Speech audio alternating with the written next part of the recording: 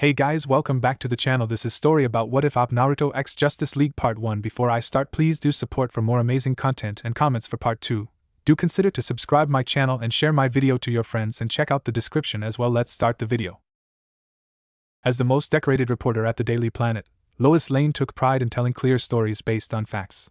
Through years of impeccable work, she built a reputation that opened doors beyond her wildest imagination. One such opportunity came today, leaving her halfway across the world, in Japan of all places. With a notebook in hand and her next great news piece waiting, Lois took a breath and knocked twice on the closed door. "Come in." Permission given, Lois let herself into the office, only to be caught off guard by what awaited her. The room defied all of her expectations for a CEO's office.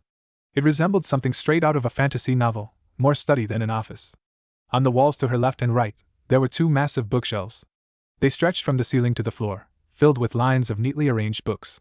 In front of these literary walls were couch seats and coffee tables, like a lounge of sorts. And on the back wall, a panoramic window offered a breathtaking view of Kyoto's rich cultural heritage. But what Lois really came to Kyoto for stepped from behind the desk. A boy really, of 17 years. Blonde with two amethyst-purple eyes that caught Lois off guard with their vibrancy. This momentary pause allowed Naruto Uzumaki to stand before her and extend his hand. "It's a pleasure to meet you, Mississippi Lane. Thank you for coming all this way to speak with me in person. I know the flights aren't easy. I should thank you for giving your first interview with the American press to me and my colleagues at the Daily Planet." From what she gathered in her research, Naruto wasn't one for media interviews. However, she found him a guest on some very small podcasts over the last 15 months. Her thanks earned her a surprisingly warm smile from Naruto, who then turned and joined her in looking out the window behind his solemn desk. "You aren't the first person to walk into this room and get lost for a moment. Does my choice for an office surprise you, Mississippi Lane?" Though there was a present marble of humor in his tone, neither Naruto's words nor his smile were mocking. In fact, it was the opposite. He was proud of what he had here. Content in ways and at peace in other ways. Lois almost didn't answer because of how different Naruto was from her preconceived notions of what a teenage billionaire would be. He was warm and grounded. An easy smile with an open heart, everything his business peers were not. "It's nothing like the offices I know, I'll give you that much." Naruto snorted amusedly at the idea. His eyes twinkled brilliantly with the same mirth that burst from his lips. "In my experience, I make better decisions in a comfortable place than sitting in a room that's no better than a sterile cell." He waited for a beat and then continued on with a smile. "But we aren't here for my interior decorating preferences. Come and take a seat, Mississippi Lane. We can get started on this interview." With both parties getting settled for the discussion to come, Lois sat with an open notebook in her hand and a pen tapping idly off its blank page. "You're 17. You aren't legally allowed to drink, vote, or rent a car, but you're leading Uzumaki Genetics, a company valued in America at $11.4 billion. How does that happen?" A shrug of his shoulders set off a ripple of motion through the business casual attire Naruto wore for his meeting today. "I got tired of watching people wither away slowly. So I decided to fix it where I could." Lois felt her lips pursing with some tension as her next question hit with rapid-fire urgency. There was an understandable undertone of disbelief. "Just like that? You fixed it?" "No. It was a lot of sleepless nights, a little too much ramen, and more chakra burns than I care to admit. Also, I think I accidentally blew up one of our first labs when I tried regrowing a pancreas." Here, Naruto paused and gave Lois a boyish grin, like that sort of thing was an everyday occurrence, and not something incredibly outlandish. "But yeah, pretty much just like that." Firmly in the professional mode she built through years of work, Naruto's light-hearted answers didn't fall flat, but they also didn't make Lois grin like Naruto himself. "You're being flippant." The young teen's grin melted into something more serious, but never the frown Lois saw on businessmen and women all across the world. Naruto leant back into his seat, but he did concede with a nod. "A little, but that's because if I told you the truth, the near deaths and generations of ancient knowledge, you'd think I was crazy." Now it was Lois' turn to hit Naruto with some dry replies that belittled the minute quirk Naruto spotted at the corner of her lips. "Try me. I've interviewed Superman." Amethyst eyes of purple narrowed contemplatively on Lois as Naruto mulled over something in his head before he found a reply. "Yeah, but has he ever regrown a spinal cord with pure willpower and chakra-treated stem cells?" "No, that's not Superman's style. But he did lift a black hole once." It was here that the smirk finally won out. However, it was gone the next second, wiped out by Naruto's follow-up. "Fair enough. That's pretty impressive. But I bet I could teach Superman how to walk on water. Lois waited for something to indicate Naruto was making a joke. All the reporter got for her trouble was a growing grin that stressed the thin whisker-like marks on his cheeks. You're serious? Completely. Lois silently tapped her finger off the arm of her chair, recalibrating. Once again, she got caught up in the tide of warmth coming off the blonde boy. Swept up in an openness that felt like being greeted by a friend. Something about him doesn't quite match the genius billionaire archetype. He's too normal. Too warm. After a moment to clear her throat, Lois shook off her wandering thoughts and pushed the interview forward to more practical matters than black holes and water walking. Let's talk about Project Tsunade. You claim your team has successfully reversed stage 4 nerve degeneration in ALS patients. That is decades ahead of conventional research. And it's still not enough. My godmother, Tsunade, used to say science should run, not crawl. I followed her lead and I made it sprint. We induce small, controlled chakra growths in targeted proteins. The folding therapy works like a charm. If the body's broken, we teach it to remember what healing feels like. Memories of their first patient came rushing back. The man's shock and joy when the treatment work lingered in Naruto's mind like the most beautiful painting. And what if the body doesn't remember? The truth that not every treatment worked ripped the smile from Naruto's face. His voice softened, turning away from the sure-stated confidence he basked until this point. Then I sit with them until the end. No one deserves to die alone. If we've lost our empathy and kindness, then what's the point? There was a long beat in Naruto and Lois' conversational cadence. The bravado fades for a moment, revealing something older behind the exuberance of Naruto's boyish charm. Something tired. Something Lois clocked on the spot. You've lost people. Haven't you? There wasn't anger in Naruto's voice against the personal probe. He held no judgment either, just the sad truth of people gone too soon. Lois followed in Naruto's footsteps as she looked down at her notebook, not seeing her messy handwriting but memories of those no longer around. Now it was her voice that took a softer pitch. That's not the kind of answer I usually get from CEOs. Fortunately for both of them, Naruto took the mood and turned it around with the crooked smile and sly remark that came from it. That's because I'm not a CEO.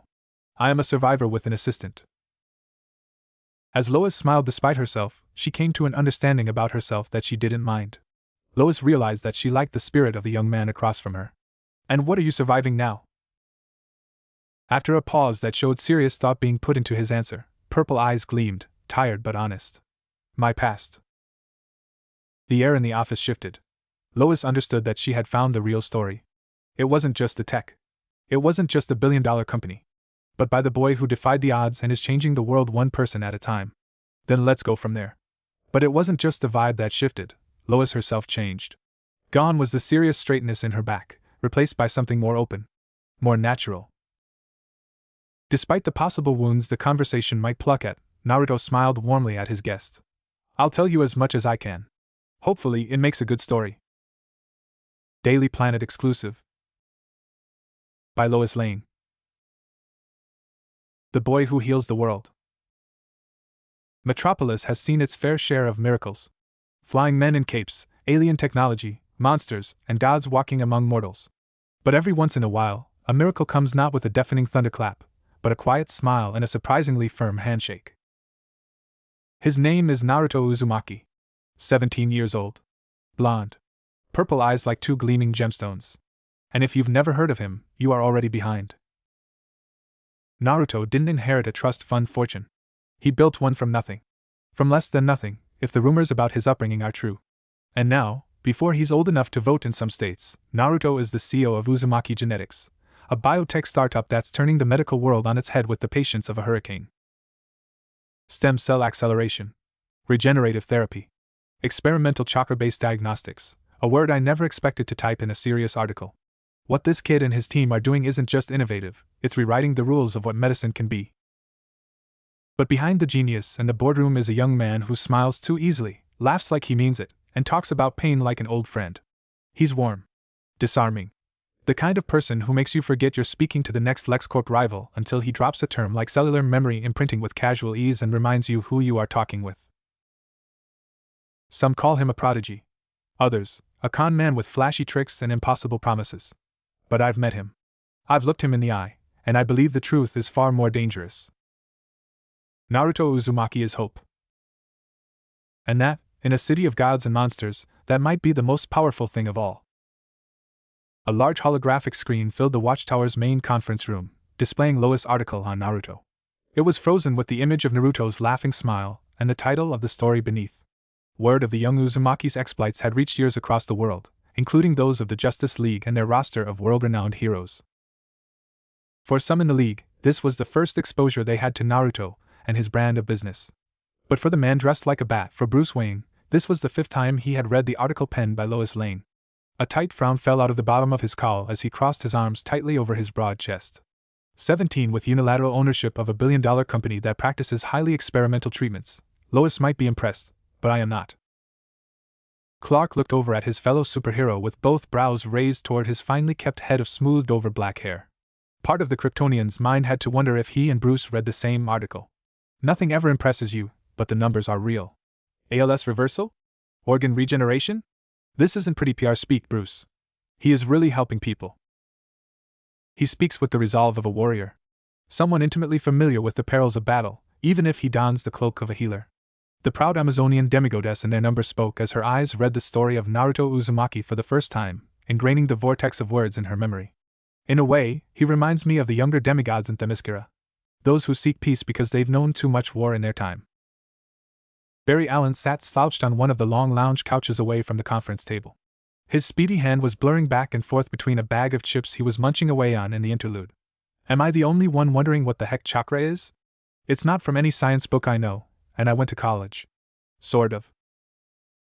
At the table in his ordained seat, Victor Stone sat with fingers steepled over the human portion of his face. His HUD showed numbers and calculations he checked over thousands of times. However, the real-world practical execution of Naruto's work still eluded the cyborg. In his case, chakra is very real. I've run diagnostics on Uzumaki Genetics' published findings. It doesn't match any known form of energy manipulation we've seen. Whatever chakra is, it's legit. It's not tech or magic though, it's innate. Biological. I see another golden boy genius, messing with things he doesn't understand. This always ends the same way, with this kid screaming he's trying to save the world before his actions set it on fire. One of Earth's Green Lanterns shared the same sharp skepticism that was first brought forth by Batman. Hal Jordan saw no good being born from Naruto Uzumaki's meddling with near voodoo levels of magic. Clark, as a believer in the good of people, wasn't so ready to cast doubt on a young man who has been doing good for humanity for years. He is helping people, Hal. As we speak, he is healing another person who lost hope in a better tomorrow. And that's the problem. There was a beat of tortured silence. Everyone in the room knew Bruce well enough to know what he meant. But that didn't stop the silence from becoming an uneasy quiet. You think he's a threat? Clark's words came across more as a statement than a question of Bruce's perspective. There was a twinge of exasperation in Superman's voice, suggesting this was commonplace with the man dressed like a bat. With time to prepare before this meeting, Batman came to the table armed with proof to back his suspicions. With a click on the table, 4 smaller hologram screens appeared around the corners of Naruto's square portrait. They showed scorched facilities left abandoned in remote locations. They showed security feeds glitching out occasionally when Naruto walked by, and it was just the beginning. What I know is someone doesn't climb to the mountaintop this fast without blood on their hands. No investors to speak of, with no known labs until 2 years ago. His entire existence pops up out of nowhere. And this was Bruce getting started. He had more ammunition waiting to be unloaded. Naruto Uzumaki has no medical school records. No digital footprint before the age of 12. This is the face of someone hiding something. That's what I know. Diana wasn't so sure about the Gothamite's dissection of the young man's noble task. When she looked at Naruto Uzumaki and listened to his story, the Amazonian princess saw something different. Or someone who's trying to not lose himself to what he's already endured. Stoic in his silence but not unreasonable, the man from Mars shared his thoughts by telepathically linking himself with everyone in the room for emphasis and utter truthfulness. You can see it in his eyes. He has a storm in his mind, a great silence lingering under the surface. His feel is otherworldly in a way I don't recognize. He isn't alien nor magic. Barry scratched the back of his head with indecision painted all over his face. So are we bringing the kid in for a friendly alien probing? He asked, looking to Batman or Superman for a decision. But Clark wasn't having any of it. He put his foot down emphatically on the idea that they needed to or even should invade someone's privacy without due cause. No, we aren't. We talk to him and learn what he can from Naruto. We act like the heroes we claim to be. Just as unflappable in his position, Bruce interjected with a clenched jaw and tightly squeezed fists. I'm going with you, Clark. Because you want to help? Though he said it, the man they called Super had his doubts. Bruce meant well, but his methods were like walking on glass even to those he trusted with a fraction of his secrets. No! Because if he is what I think he is, we'll need more than words and goodwill.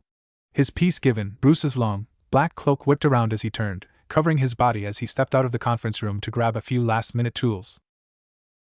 Off in one of his remote work retreats at the headquarters, Naruto sat in meditation, surrounded by a thriving indoor forest, breathing in and out in tandem with the tempo of his introspection.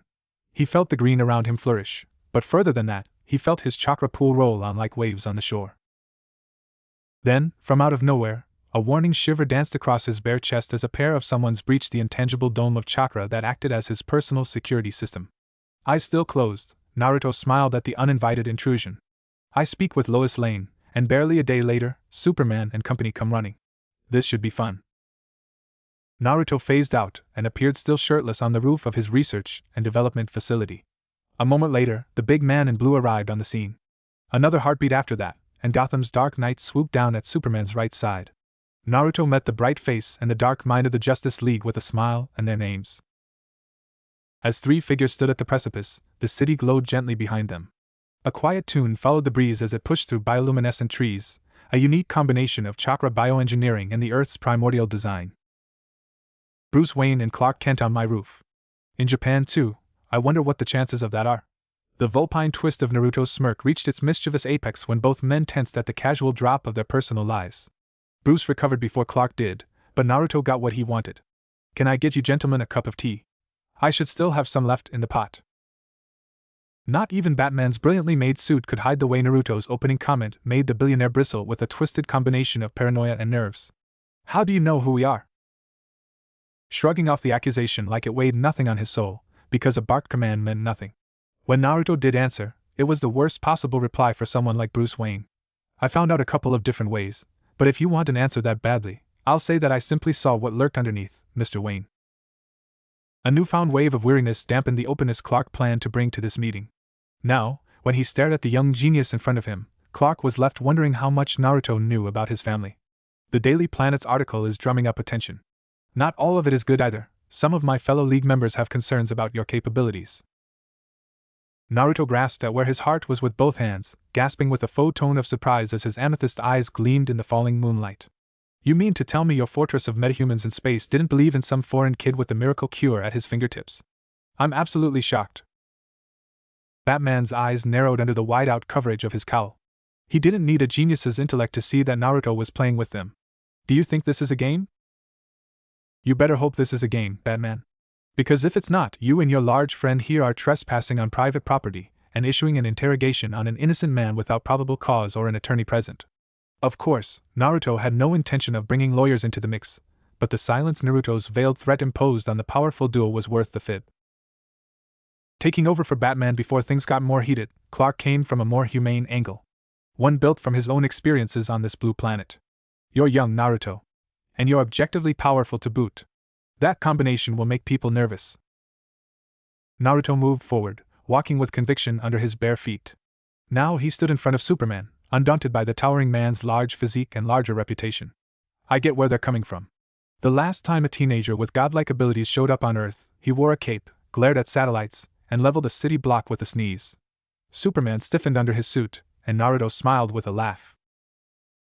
But I am not that teen. I don't want your world, but I do want to see if I can fix it. Batman wasn't convinced by Naruto's insistence on morality. He had too little information to accept a wildcard, despite smiling and speaking nicely. And what happens when someone tells you no? Then I'll ask twice, and maybe I'll be polite about it too. Silent but very much present, Naruto's chakra swelled with promise.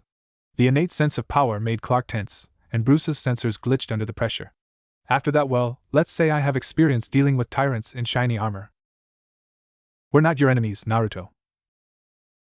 What are you really after, Uzumaki? Both questions fell on his ears at the same time. Rather than answering either, Naruto turned his back on both Justice League founders and looked at the few stars that managed to pierce the city's light pollution.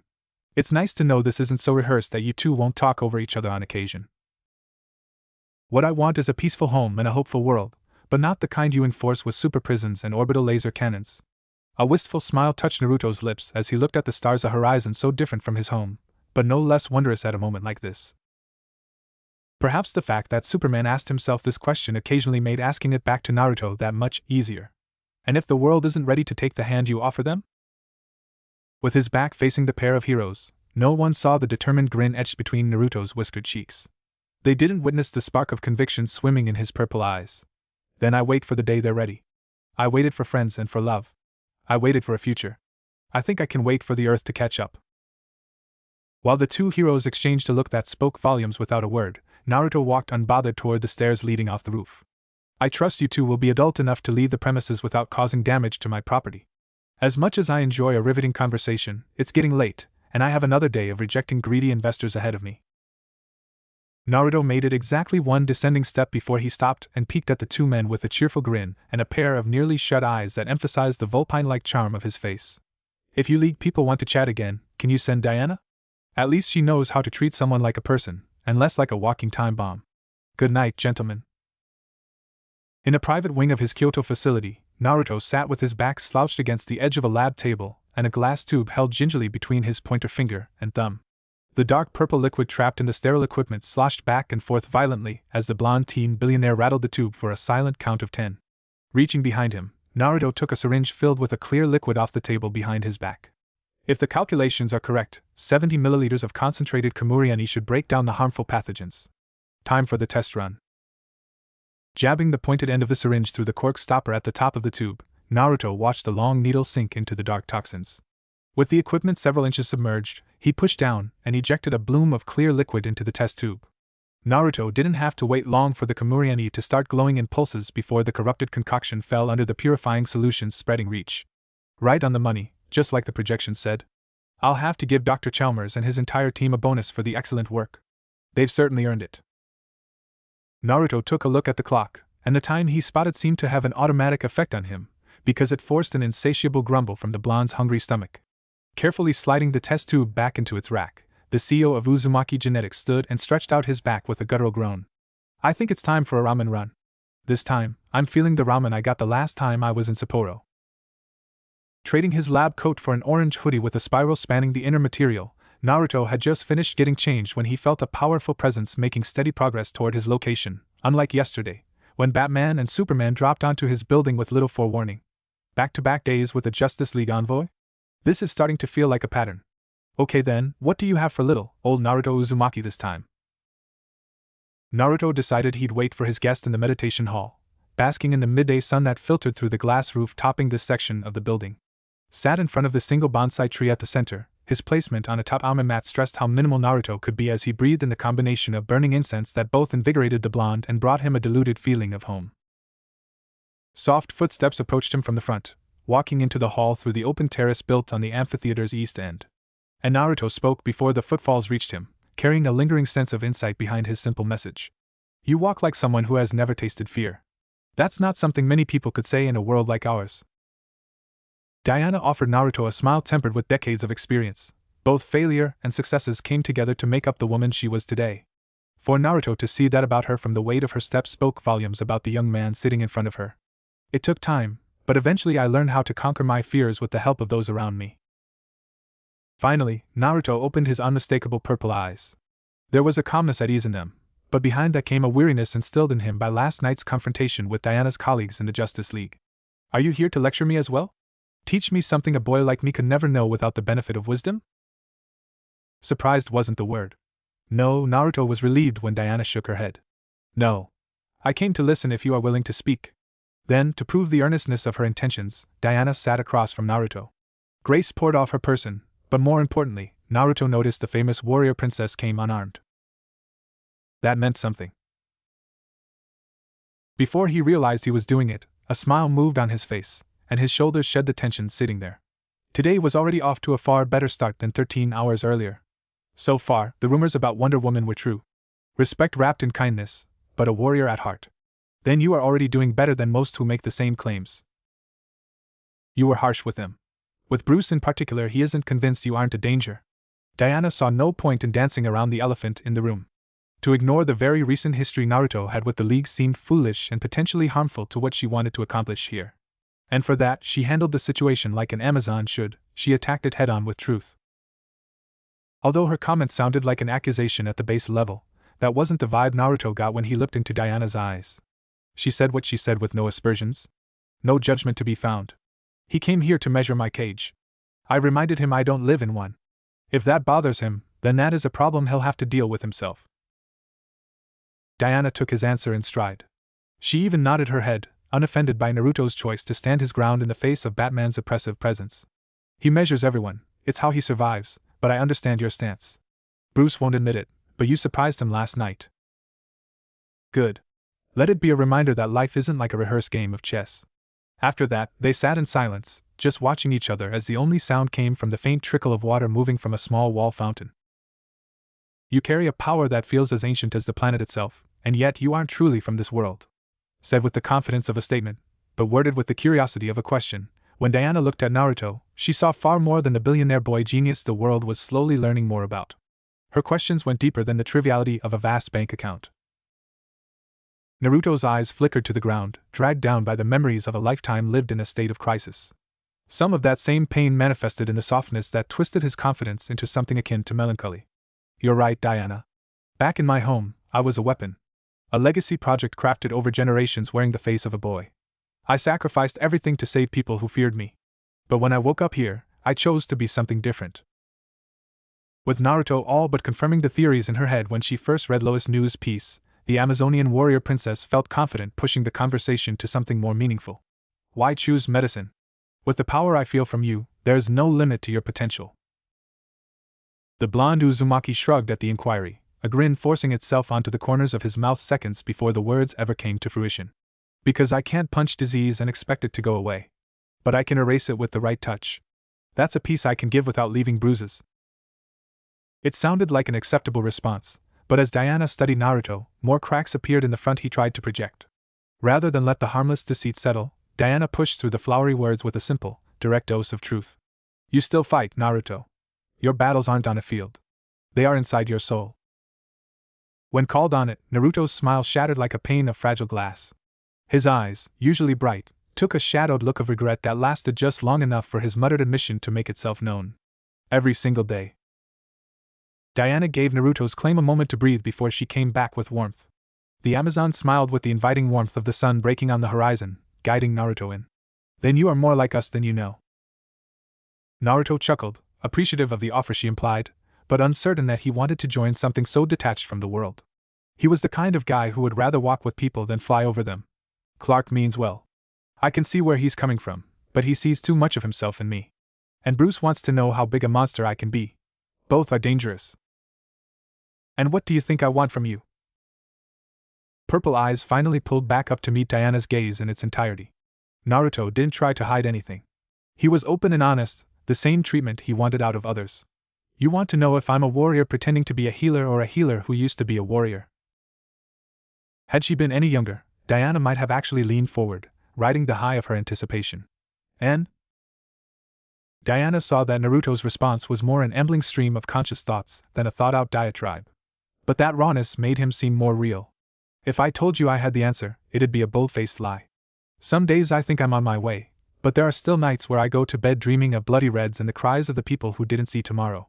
I guess the best way to put it is I'm a work in progress. In a serene silence, the Amazonian princess stood up, but it didn't end there. She extended her hand and pulled Naruto to his feet once his fingers interlocked around her own. Unsurprisingly, her grip is steady like a mountain in the wind. I believe the world needs people who have seen the worst and still choose kindness. A flicker of something old that made Naruto vulnerable shot through Naruto's eyes. Though it brought a twinge of pain, the smile the former shinobi wore couldn't be more real if it tried. You remind me of someone strong, stubborn, and terrifyingly compassionate. Diana's smile glittered brighter than her immaculate armor. I'll take that as a compliment. Many nights later. Nature's power was on full display tonight. Rain lashed through the sky in driving waves of cold water. Lightning flashed furiously behind the clouds before a booming blast of noise tore through Earth's atmosphere. Tonight's storm was one of the worst in the entire year, but the weather was just the start of something different. Where most people retreated to the safety of their homes, Naruto sat out in the inclement weather with a water-repelling layer of chakra circulating around him. The smell of the rain, the whisper of the wind, and the reverberating din of echoing thunder passing through him, Naruto felt every bit of the storm's power and smiled. Was it wrong that he enjoyed moments like this, where nature showed its true power?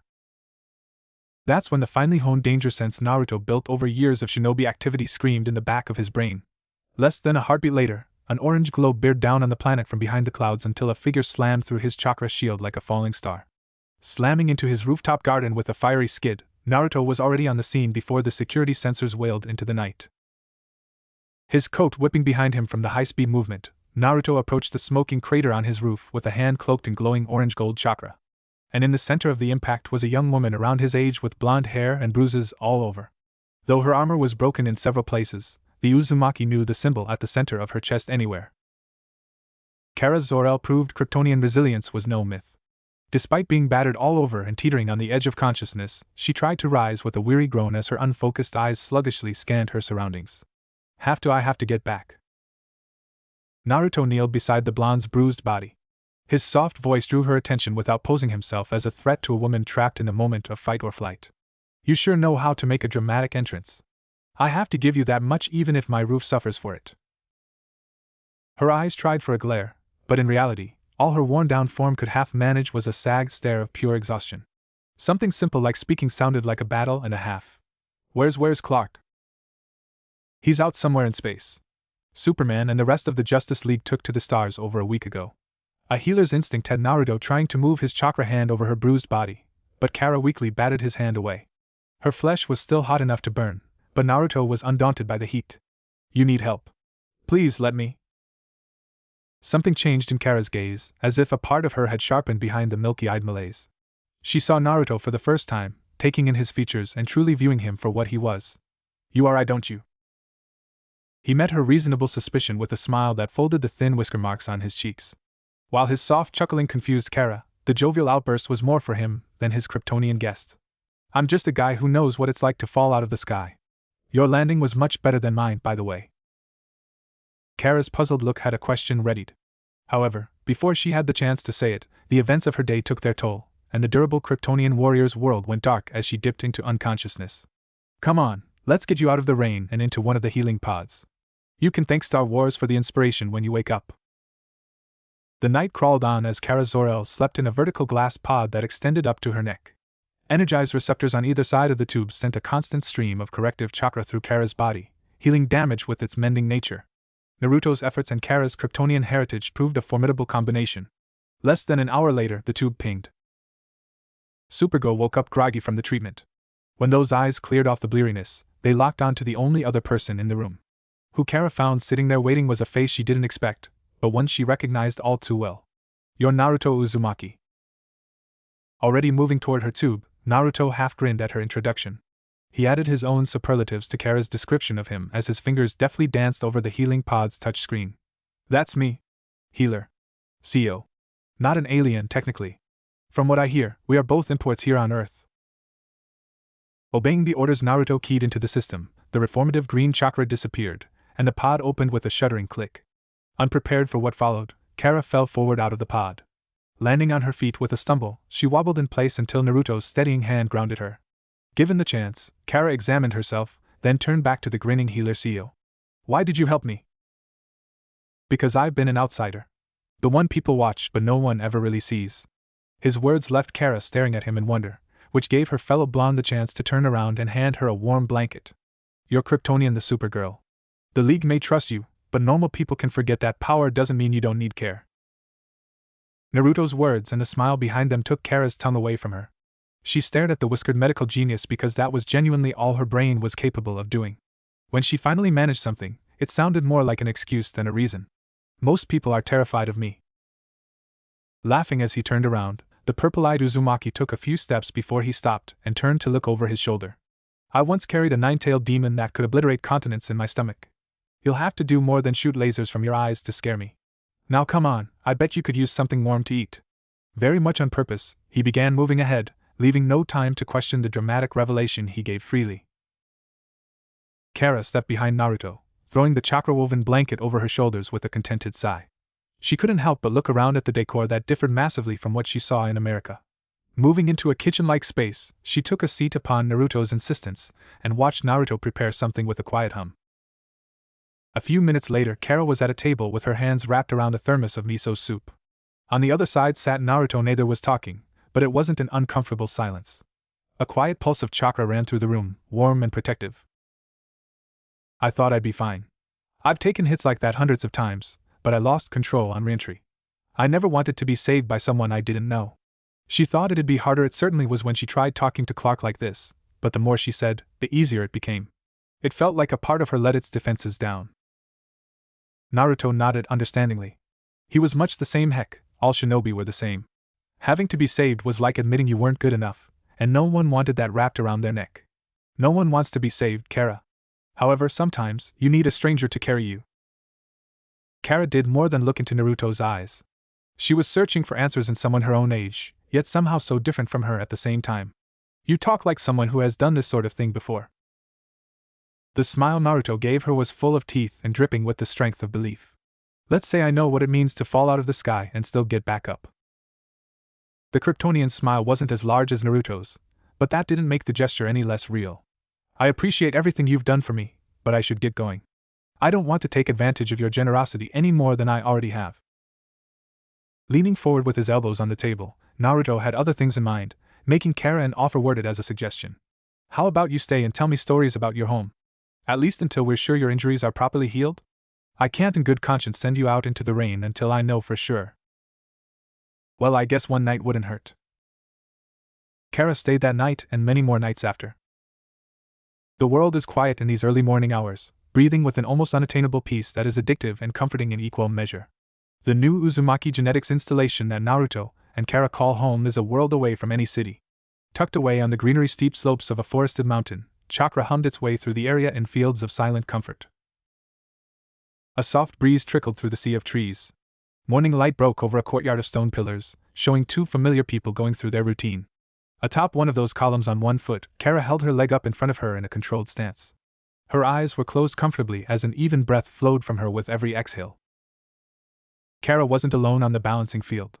Harkening back to his training with the toads, Naruto was sitting on a wooden slab he had balanced over thin stone needles. He had a cup of tea, which he sipped on occasionally as he watched Kara's progress with a proud smile. Unable to stop himself, Naruto snuck in a verbal prodding. You're still clenching your jaw. To her credit, the critique didn't ruffle her inner peace. Kara's face remained smooth with a serenity she didn't have before staying at Naruto's behest. Old habit. Comes from being raised by Kryptonian holograms and military artificial intelligence. Try smiling. Even if it's just in your head. Naruto remembered being where Kara is now, a person of action getting taught patience. That similarity in their personal fabric is what made him uniquely placed to understand the small things Kara needed to hear to get the most out of meditation. Following Naruto's gentle instruction, Kara let go with an exhale, slowly loosening the tightness in her shoulders. When she breathed out again, her eyes fluttered open, and her heat vision flickered on like a match. This time, the lasers from her eyes are precise like a scalpel, honed into a razor's edge, which cut through the field of stone sentinels instead of merely obliterating them with uncontrolled force. Naruto nodded his head as a cloud of dust rose in the distance. Hopping off his perch, he had a compliment lying in wait for Kara and the hard work she's put in over the last week and a half. Better. When your body stops fighting itself, the power listens. The Kryptonian wore a grin that stretched across her face as she jumped down to join Naruto. A week ago, I would have burned a smoking crater into the earth doing that. Her mentor in this endeavor was quick to add a teasing caveat, smiling all throughout his bit of banter. 1 week ago, you were unconscious and trying to melt a hole through my roof. Kara's laughter rolled out unbothered as she brushed some of her golden hair behind her ear. Yeah, thanks for not dumping me into the nearest kryptonite tank. She worded it like a joke, but Kara honestly wanted to give her thanks for all things, big and small, that Naruto had done for her. Amethyst eyes lingered on the morning sky as his fingers tapped his chin, mocking the idea he was contemplating something unseen. I considered it. You screamed trouble. But the League's already poking me with sharp sticks, I didn't want to give them a reason. This time, both blondes laughed together, basking in the shared companionship of their similar lives. For Kara, it felt nice not being treated like a kid on the edge of a meltdown. To be trusted and valued as an equal. Meanwhile, Naruto forgot what it felt like to have a friend around whom he could be himself. Not a businessman, or even a healer, just himself. A look at the misty valley beyond the courtyard quickly turned into a quick bump from Kara's shoulder. The light jostle came with a warm smile, unbothered by the world's problems. Come on, you can cook me breakfast for a job well done. The teacher must reward their student for great success, right? Naruto scoffed even when the faint upturning of his lips gave away his amusement. I cook breakfast every day. Kara took to leading the march back to the mess hall, barely sparing the second it took to look over her shoulder and wink magnanimously back at the visibly amused Uzumaki. No reason to break tradition then. Her stride slowed deliberately to let Naruto catch up. The pair walked shoulder to shoulder in an amicable silence. Unfortunately for their peace of mind, Kara had a point she felt obligated to bring up. It was something they'd have to deal with eventually. The League will be back sooner or later. Not surprised in the slightest, Naruto nodded his head. Yeah. They'll want answers. From me, from both of us. Purple eyes pushed to the side, looking at the almost sullen superhero through his peripheral cone. Naruto tapped into his past, hoping to help Kara with the here and now. Let them ask. You should give them the truth, but you don't owe anyone an explanation for surviving. Naruto was pulled to a stop when Kara wrapped a hand around his forearm and turned his body to face her properly. Their eyes locked for a breath, then Kara let a hint of doubt trickle through the proverbial cracks. A constant for her when it came to the older heroes who supervised her role in the League. And if they don't approve of this? Her gesture didn't stop at the two of them together. It encompassed everything around them. She implied the quiet mornings under the sun. She meant the hours of training. Or the quiet companionship becoming a friendship built on understanding. The boy who heals smirked with a fang boldness. Polite wisdom fell to the wayside in favor of what people expected to come out of a young man's mouth. Then they can go to hell. I don't do things for the approval of others. You needed help, so I gave you shelter. And you gave me peace, reminding me what having a friend is like. Kara studied him for a long time, still holding tight onto his forearm.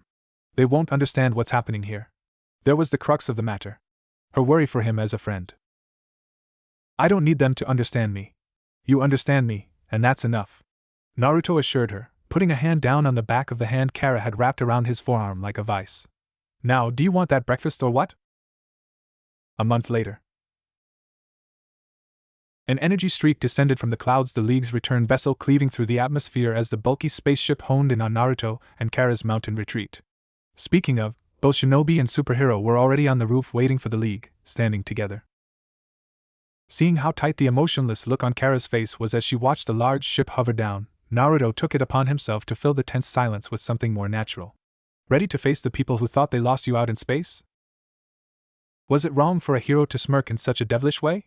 Because that's precisely the way one could describe the expression that took over her emotionless facade. Only if you're beside me. Matching her smirk with a toothy grin, the two blondes looked like a real pair of troublemakers as the ship finally landed with a muted shift of wind. Wouldn't miss it for the world, Kara. Who am I to miss the chance to annoy Batman? A last chuckle went between them as the first figure down the ramp was none other than Superman. His eyes found his family in an instant, and words came after in a rush of emotion. Kara, you're okay. She made it one step before she was swept up in a Kryptonian strength embrace. When the Kryptonian from Kansas stepped back, he instinctively scanned Kara for any lingering harm. A palpable surge of relief left him with an audible sigh.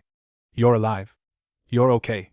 The pause in his voice hit like a roadblock and caused his eyes to narrow thoughtfully. What happened to you? Before Kara could answer, the rest of the Justice League came down the ramp. Diana took the happenings in front of her with a rational interest, while Batman eyed Naruto like a predator in a suit. Barry stared at the almost tense showdown with an awkward wave of his hand. At his side, Hal's ringed hand hovered ready for use. Cyborg Systems were already running scans on the chakra-heavy air while John hovered at the back in silence. If you were fine, then why didn't you contact us earlier? The tension only worsened when Bruce threw a curt demand at Kara with his typical gruff mannerisms. It was the way he treated allies and foes alike, and it got results. Because I couldn't, because I found something I needed here and wasn't going to give it up on the off chance things went right and the team got to me in time. When Kara answered, it wasn't from a place of frustration despite how Batman continued to treat her like a sidekick. Like all the hours in meditation, the Kryptonian woman handled the Bat's sharp tongue with confidence. The Flash's awkwardness helped break up the monotony for a breath with his uncertainty, and the unsure way he waved his hand over his head. I have a quick question, if you don't mind. Are you living here now? Like, is this a thing? Diana focused on a change that went deeper than the shroud of theatrics that descended over the situation. Her interest was in the focused sense of determination she felt from the young woman who once felt like a storm raging against a cage, a natural disaster itching to get off the leash. Kara, your presence feels steadier. Calmer than what I remember. Sweeping a gesture out at Naruto, who hadn't said a word, Kara gave her reason and credit in the same breath. I'm not holding my breath because I'm scared anymore. I'm breathing, and it's all thanks to Naruto. Clark, like almost everyone else, was now looking right at Naruto. Superman's question was the one on everyone's mind. He just asked it first. What did you do to her? Standing next to Naruto, the tone of her cousin's remark made Kara bristle in annoyance. I patched her up, fed her endless appetite, and taught her to stabilize her powers without blowing a hole through a mountain.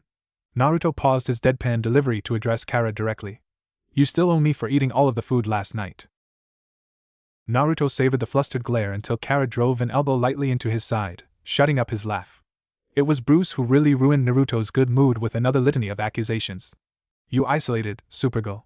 While the team was off fighting a planet-level threat, you kept one of our most powerful to yourself. A flinch of frigid fury froze Naruto's eyes, which rapidly devolved into an entrenched frown. The ancient source of power flowing through his body crackled as it lashed out and pushed Batman back against the metal of the ship he rode down in, holding him there despite the bat's thrashing. I gave Kara space where you demand control. I never once lectured her, tested her, or treated her like a weapon. I gave her the chance to choose for herself. Can you say the same, Mr. Wayne? The potential for a fight fell off drastically when the man from Mars added his take. Quiet and well thought out, John gave a point of view only he could share. He's telling the truth. His heart is genuine. Still smells like a setup to me, Hal muttered with his ring glowing green on the off chance he needed to weaponize willpower against the blonde medical genius. It was at this point that Kara had had enough with the finger pointing. With a glare that was as good as heat vision, the young woman stepped forward, putting herself between Naruto and the League. This isn't some hostage situation, and I'm not some lost girl you need to come save. I stayed here because Naruto understands something none of you do. Clearly conflicted between family and his team, Clark spoke in barely a whisper. What's that? Naruto knows what it means to fall from the stars and not know who you are anymore. All this stress was making her want a drink. Maybe she could ask Naruto if he had anything stashed away when they got rid of the League. The dedication Naruto inspired in Kara was noteworthy in the eyes of the League. Diana, in particular, took a long look at the young man, finding something she may have accidentally overlooked in their first meeting a month ago. Naruto Uzumaki, you have tempered pain and indecisiveness with kindness. That is no small thing. With a grunt, Naruto dropped his chakra weight and walked back to Kara's side. Rather than take the praise, he deflected all the credit to the Kryptonian who took his pointers and ran with them. If you want to congratulate someone, you should give your praise to Kara. She's the one who did the hard work. An unsure Superman looked between Naruto and Kara with a torn expression.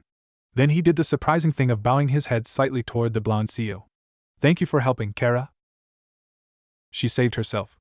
I just didn't get in her way. What started as a gentle blush of embarrassment from Clark's actions turned into a darker burn of blood flow when Naruto heaped such honest praise on her. Perhaps that's a lesson we all stand to learn? Diana's soft pondering caused the League as a whole to fidget slightly. The tension around the group lessened if only just, but nothing was truly resolved. Kara took the opportunity to make her choice. Grounded in a path she wanted for herself. Not one chosen out of duty or out of self-pity, but a road with a future for her. I'm not leaving. Not yet. Then we wait and trust you, Kara? If this is what you want, I won't stand in your way. This was a strange sensation for Clark. He was disappointed that Kara wasn't coming back with them, but proud to see her growing beyond the identity of Supergirl. Batman's eyes stayed glued on Naruto, making his focus clearer than a gunshot in Gotham. For now. Instead of cowering to the Caped Crusader, Naruto returned serve with a grin that was as sharp as a kunai. Baby steps, Bruce. The crisp mountain air breathed life and exuded serenity, perfect for helping someone forget about the wild world outside, if only for a moment. Lines of lanterns glowed softly along the stone paths spread throughout Naruto's carefully cultivated chakra-infused garden. Naruto himself is kneeling in the dirt beside a patch of shining medicinal herbs, adjusting a seal. Kara isn't far off, lounging comfortably on a smooth stone as she studiously thumbed through a book on the ancient myths of Japan's Shinto roots and culture. This almost lazy life wasn't rare between the two blondes. When they weren't training or running around doing any manner of shenanigans, Kara and Naruto were like this. Peacefully orbiting each other, not saying a word but ever present for the other in case they were needed. Kara even went out of her way to find a place at Naruto's Uzumaki genetics. Although it was under her human alias, Linda Danvers. A familiar sound of wind being displaced snuck into her ears, drawing a grin from Naruto, who knew who it was without needing to look up from where his hands toiled tirelessly in the soil. If I'm reading the sun right, you're a touch on the early side, princess. Armor shimmering with the light bouncing off it, Diana smiled at the young man's easy humor. Her confident response pushed free before her feet landed back on solid ground. I promised I'd visit once the League's council meeting was over. I keep my word once it's given. Kara perked up, giving the older heroine a friendly wave, which Diana returned with her own warm acknowledgement of the Kryptonian lady. Unbothered by the informal situation that no one would expect someone of her standing to be in, Diana kneeled gracefully beside the whisker-cheeked CEO. What's this one called? Happy to share what little he knew, Naruto provided some context as he wiped his dirted hands on the worn rag hanging from the front of his waistband. I call it Hazagaki root. It draws animal venom from the blood. Tastes like charcoal though can't win them all. His offhanded comment wrapped around a contented smile pulled more admiration out of the warrior princess from Themyscira. This part of Naruto reminded Diana of her sisters, who weren't trained fighters but a crucial part of their society. You choreograph healing with the patience of a priest. Uzumaki Genetics' young CEO tilted his head before a wry smile touched his lips. I'm more of a monk with a sense of humor. Kara snorted unapologetically from her seat as Diana chuckled at the somewhat apt comparison Naruto gave himself. The three sat together in a comfortable silence that had no need for words. Unfortunately, Diana knew she had to bring down the mood. Recent events demanded it, and she wasn't the type of person to keep bad news from her friends. Better to sour the vibes than leave Naruto blind in the wind. The whispers about you are starting to reach the hall. Every piece of speculation nudges their doubts. Acting like someone beyond his 17 years of life, Naruto's nonchalant roll of his shoulders brushed the idea away. He wasn't even worried enough to look away from his plants. Can I take a guess at what they're saying this time? Am I corrupting a Kryptonian with my magic voodoo? Or am I seducing Amazonian royalty in my misty retreats? An equally unbothered Kara added her 2 cents as she continued trekking over the words detailing a story about Amaterasu's creation. The drones Luther hires for his podcasting empire have terrible reach, but their trashy headlines make for decent conversation starters if you like those things. The peaceful smile on Diana's lovely face faded when she placed an urgent hand on Naruto's shoulder and squeezed the young man in a show of concern. Bruce is becoming more obsessed with picking apart what you do. He isn't happy, Naruto. Paying proper homage to Diana's honest worry for him, Naruto turned and looked her straight in the eye. With an exhale that expelled his initial dismissiveness, he beckoned the princess to share more of what she knew. Why? Because you visit us here or wherever we might be at the time? Because I trust you. Because Kara trusts you. Naruto nodded his head, seeing where Diana was coming from. He didn't need to know Bruce Wayne personally to see the man had a non-existent relationship with the idea of trust. That's definitely worse in his eyes. Let him worry about things he can't control. We aren't going to stop because some people aren't happy we're stepping on their toes. Kara's firm outburst showed she was no longer lazing around. Now she was on her feet with her book behind her on the stone. Those eyes of hers were glowing, not with heat vision but with a belief she was doing the right thing. Laughing joyously at his friend's excitable claim, Naruto, still snickering, nodded his head with a grin that let his canine teeth peek out in something wild. Joining Kara and standing on his feet, he echoed the Kryptonian's sentiment. I couldn't say it better myself. We aren't backing down because some people say bad things about us. Let them worry. We'll be here doing good. The wind followed his statement of intent, curling around the blonde in twirls of current that made his hair wave as it followed the wind.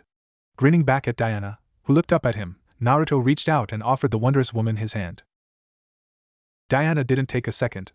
Running on implicit trust, she took Naruto's hand and allowed herself to be helped back onto her feet. The lack of hesitation wasn't missed by Naruto either. His grin widened a touch because of it. They can worry about the past. I'm worried about working for the future. I have some free time before I have to return to Gateway City. Perhaps I can do something to assist your efforts. Putting her sword down for a minute wasn't too great a cost to get a glimpse of the world from Naruto's eyes. Coming up beside Naruto, Kara threw an arm around his shoulders with an exaggerated groan. Please don't get him started, Diana. The last time I asked something similar, the monk here gave me an hour-long lecture on the hidden benefits of aloe vera. No level of internal preparation could help Kara here. The moment Naruto gave her a glare, she burst into laughter that eventually contaminated Diana and Naruto with a similar fit of giggles. Justice League Watchtower. The League sat around their table, attending an impromptu meeting orchestrated by Batman. With the holographic screen behind Bruce displaying a hollow map of labeled chakra zones, the Gothamite looked at each of his colleagues with his natural frown. He's expanding his reach. Every week, another undocumented clinic pops up. There's no telling how far the underground networks spread across the world. I have my suspicions but few hard facts. Naruto Uzumaki acts with no league authorization or United Nations oversight, and Diana's been flying out there weekly. Barry chuckled under his breath, tapping rapidly at the part of the table in front of him. To be fair, she also goes to Themyscira weekly, and we don't complain about that. A stiff sigh from Superman indicated the superpowered man was about to bite the metaphorical bullet. If he let Bruce go without some form of guardrail, things would get far worse before they got any better. What is this really about, Bruce? He took a moment, but when Bruce gave his answer, it was pitched in the same cold tone that haunted the dreams of many Gotham criminals. Diana is forming a faction, and it's clear we aren't part of it. The accusation seemed to suck the air out of the room. Any lapses in concentration from the start were gone. Now everyone sat upright in a near state of paranoid alertness, staring stiffly through the cowl-wearing bat from Gotham. You think Diana is compromised? Just saying the words felt wrong, and this was coming from Hal Jordan. Sure, the Lantern trusted Naruto the least behind Bruce, but even he wasn't comfortable going that far when it came to Diana's relationship with the CEO. I think she is growing too close to someone we don't understand. I am standing right here, Bruce. That was as far as Bruce could go with his explanation because Diana stepped in through the doorway behind him. With an assertive stride, she walked through the holomap and stood face to face with the Dark Hero. No armor. No weapons. Just the weight of her presence. You think Naruto is a threat because he doesn't fit the idea you've spent years building around power. He doesn't request permission, but have you asked if that's what the world needs? Someone who offers healing without waiting for an order? A spark of fury worked through Bruce, speeding his heart and loosening the doubts lurking on his tongue. He was accustomed to clashing with Diana's Amazonian approach to doing things, but this was too much for Bruce. She gave this boy too much leash. What happens when he decides to rewrite the rules? When his chakra clinics open in active war zones? When nations choose his protection over ours? What then, Diana? Diana held firm against Bruce's barrage of what-ifs. Her words were a bastion of resolve that wasn't going to be snuffed out by the winds of wild speculation. Then we need to ask ourselves why our protection failed them in the first place. No one refuted her because what Diana passionately protested cut close to home. They were all too busy questioning themselves to question her until Clark gathered himself enough to bring the question to his trusted ally. Diana, are you saying you'd take his side? I'm telling you that I already have. Emphatic and clear, Diana made her point without hesitation and left behind a group of heroes who were too shocked to stop her. Leaving the meeting and going to see Naruto and Kara felt natural. The stifling tension in the watchtower was replaced with the freeing comfort that permeated the mountainside abode Kara and Naruto called home. There, when she landed, Kara looked at the older woman with a knowing smirk. How bad was the meeting? The way Diana sighed denoted a touch of tiredness that was wordlessly aimed at some of the people she left behind in the watchtower. Bruce glared so hard, I fear he might have cracked his retina. A silent beat went by before both superpowered women shared a laugh at Batman's expense. Let him suffer. Bruce can afford the possible eye surgery. He got off lucky if you asked me. Knowing him, he wasn't thoughtful with his words. If it were me, I would have thrown him through one of those glass walls he loves so much. Kara would never call it out directly. However, when she looked into Diana's eyes, the Kryptonian woman saw a faint touch of sadness hidden behind the princess's regal composure. Diana cracked a crooked smirk and gave Kara an open offer for the future, should the need ever arise. If I need someone thrown through a wall, you'll be the first person I call, Kara. Kara snorted, though she sported a smile throughout. You don't need any help throwing someone through a wall, but call me anyway. I'll want to watch, especially if it's Batman. This is the sentiment Naruto walked out to as he stepped onto the veranda, drying his hands. He stopped a short distance from the two women and smiled at them both before his expression turned more serious. This path is going to make enemies among your own, Diana. Diana didn't shy away from the truth, no matter how cold it could be. She matched Naruto's smile with another smile and shook her head adversely. I'm no stranger to that. If doing what I think is right means making enemies out of friends, I need new friends. Although he had a hunch, Naruto was obligated to make sure Diana confirmed her choice. Because this moment of defiance against the League might be the first steps down a path she couldn't come back from. Are you sure what we're doing here is worth it? The Amazonian legend's eyes cut from Kara to Naruto, holding there long enough to create a crease of tension in Naruto's brow until her gentle determination obliterated all doubt.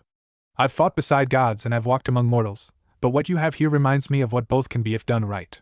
Yes, it's worth it. Naruto said nothing, but for a moment, the flickering torches around the trio flared an ethereal blue when his chakra resonated with something more substantial than simple acceptance. Past midnight. The halls are dark, and for once, the world is silently at peace. In the blonde's room, the lights are dimmed by will as Naruto rests shirtless in bed. The scars sunk into his flesh, flexing and breathing as he did, in tandem with the mountain wind sneaking in through his cracked open window. From somewhere in the dark, there was a whisper that suggested motion. It wasn't quite sound but something Naruto understood intimately. This was an unnatural silence that only someone crafted in the shadows could make.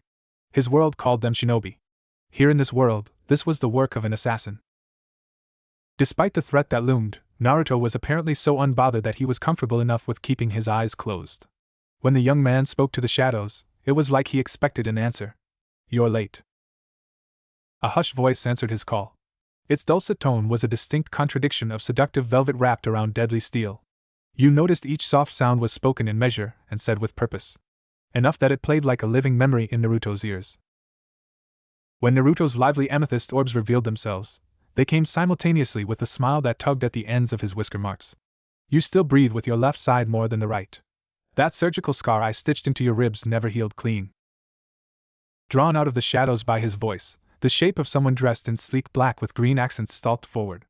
2 deadly daggers dangled from her hips like jewelry as she prowled toward Naruto's bed with a killer's gait. Talia al Ghul looked at the young man in the bed with an amused sideways smile.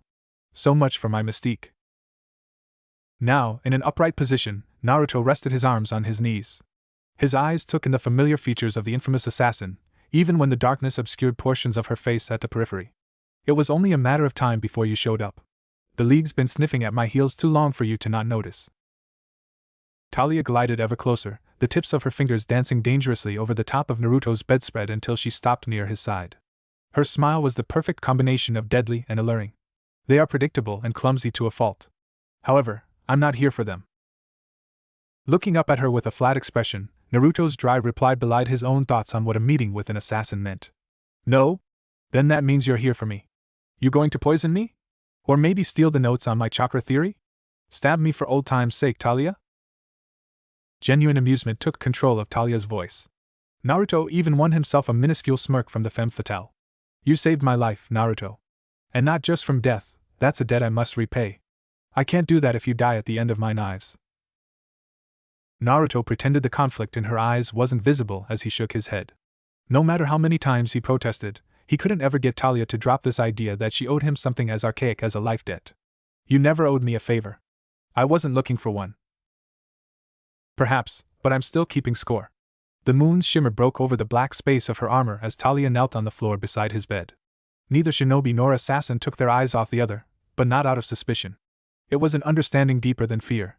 "When you found me, you were half dead. Burned out with no name, and no allies. That didn't stop me from stitching you back together." Being reminded of those first years here on Earth pulled Naruto's smile down into a solemn frown. Obviously, he survived, but the reminder still felt like a bucket of cold water to the face. "Then you refused my father's offer to join us.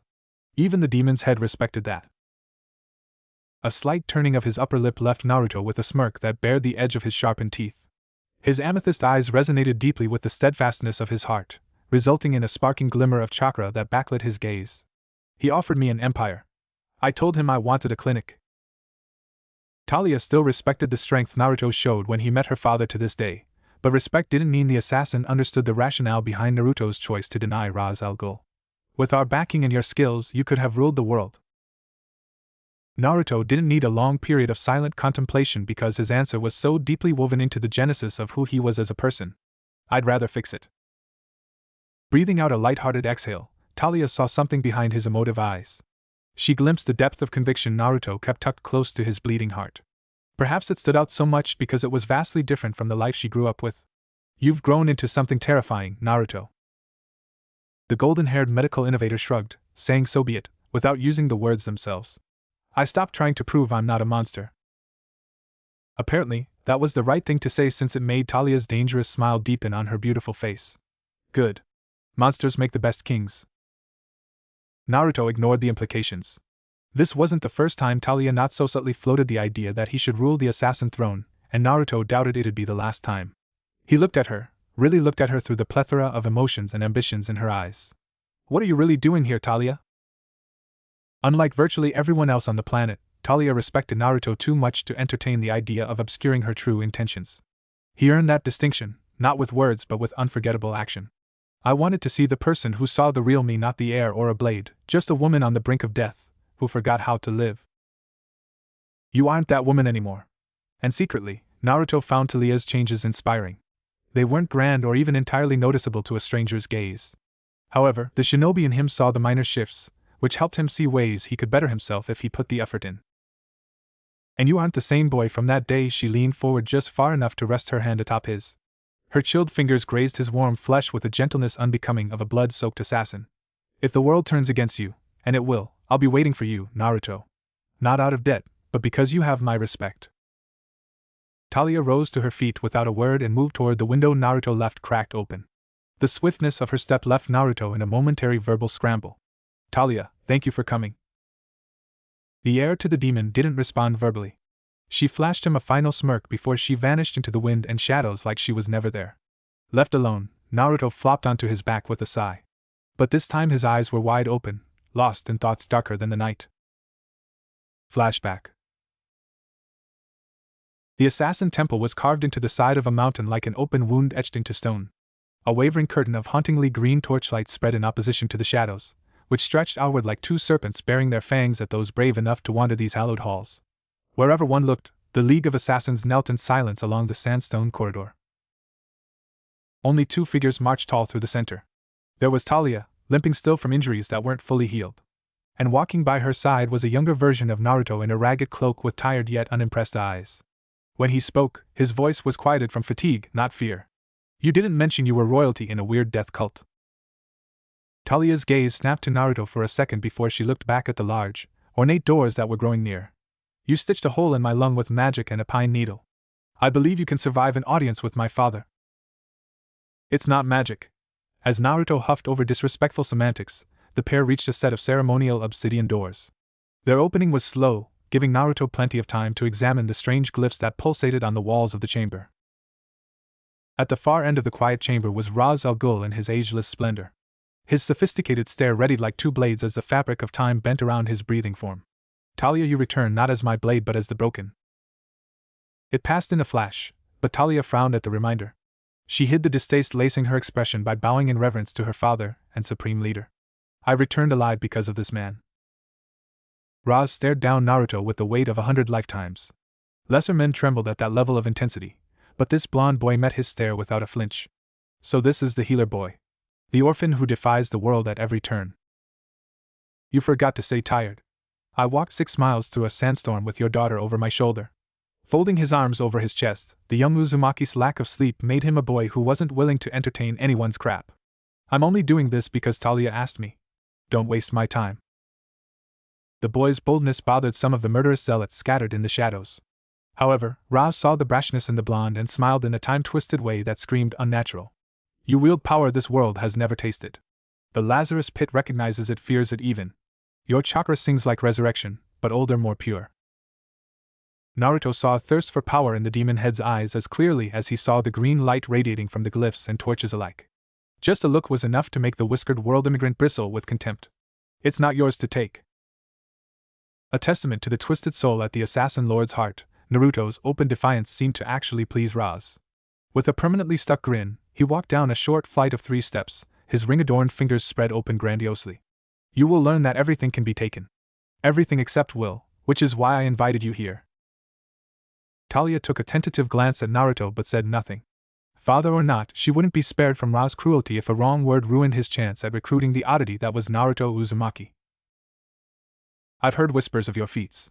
You heal the sick and rebuild broken bodies. But what about the soul? What do you do about the rot festering beneath society's polite facade? If you join me, we can correct this pit of corruption. I can make you into a legend greater than any who came before.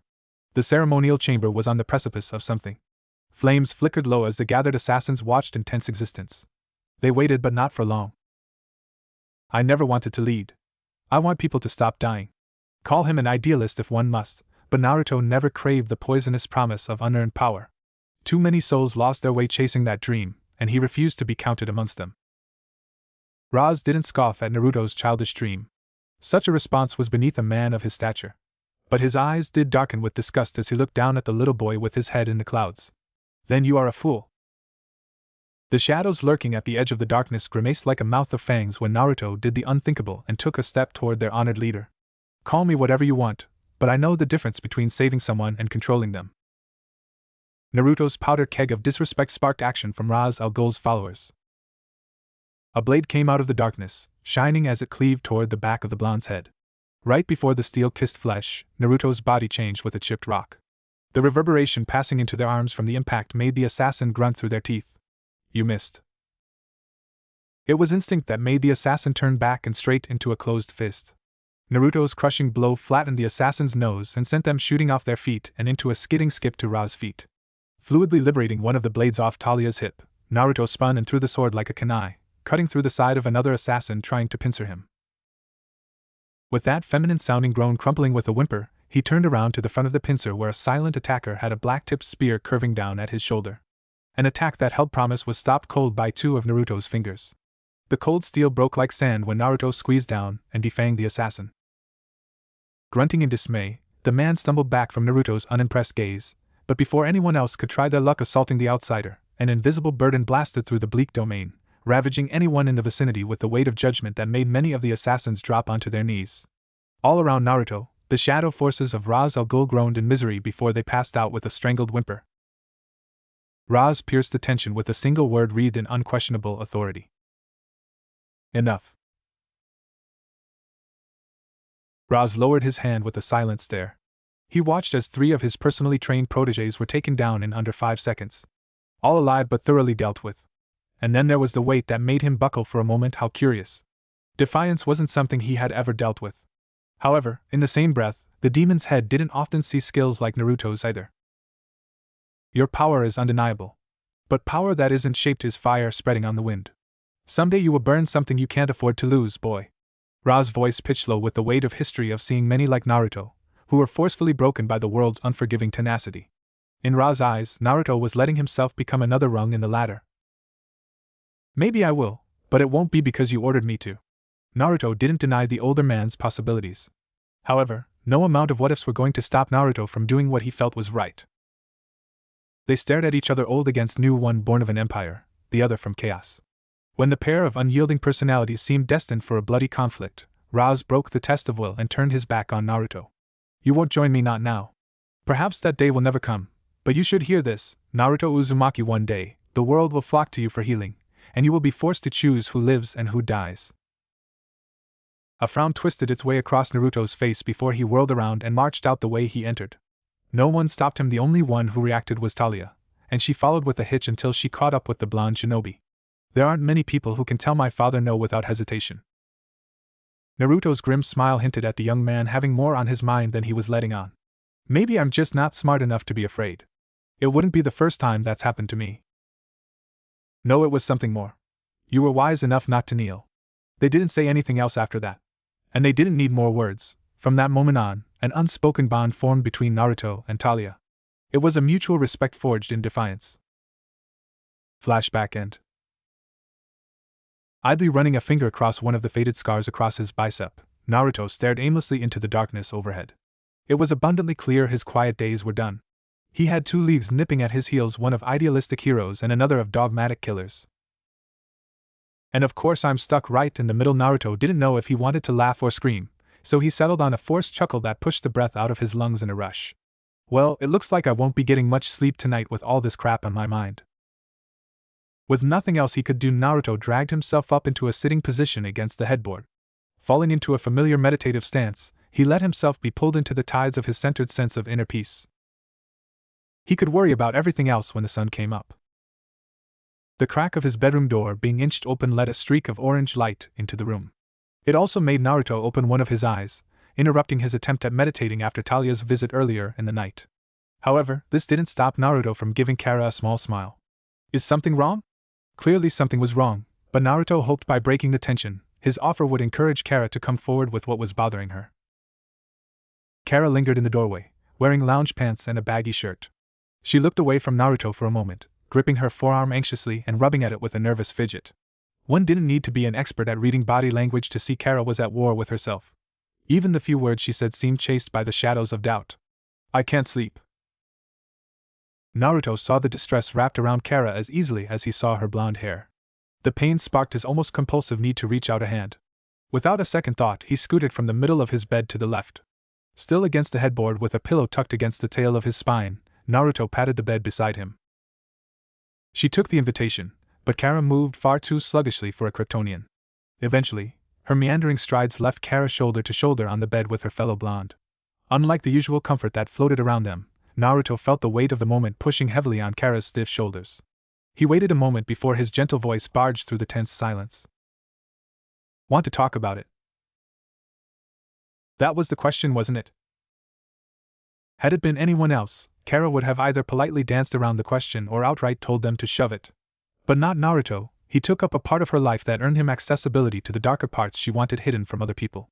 Perhaps it was time she talked about Krypton with someone other than Clark and his adoptive parents. Kara began her vulnerable rambling with a shuddering intake of breath. "It's Krypton. It always goes back to Krypton. No matter what I try, I can't erase the memory of Krypton's destruction from my brain. During the day, I'm busy enough to ignore the whispers, but when I shut my eyes, all I hear are screams. The past is always close behind, trying to drag me in and drown me, and I just don't know what to do." Naruto was of the mind that words rang hollow in a situation like this.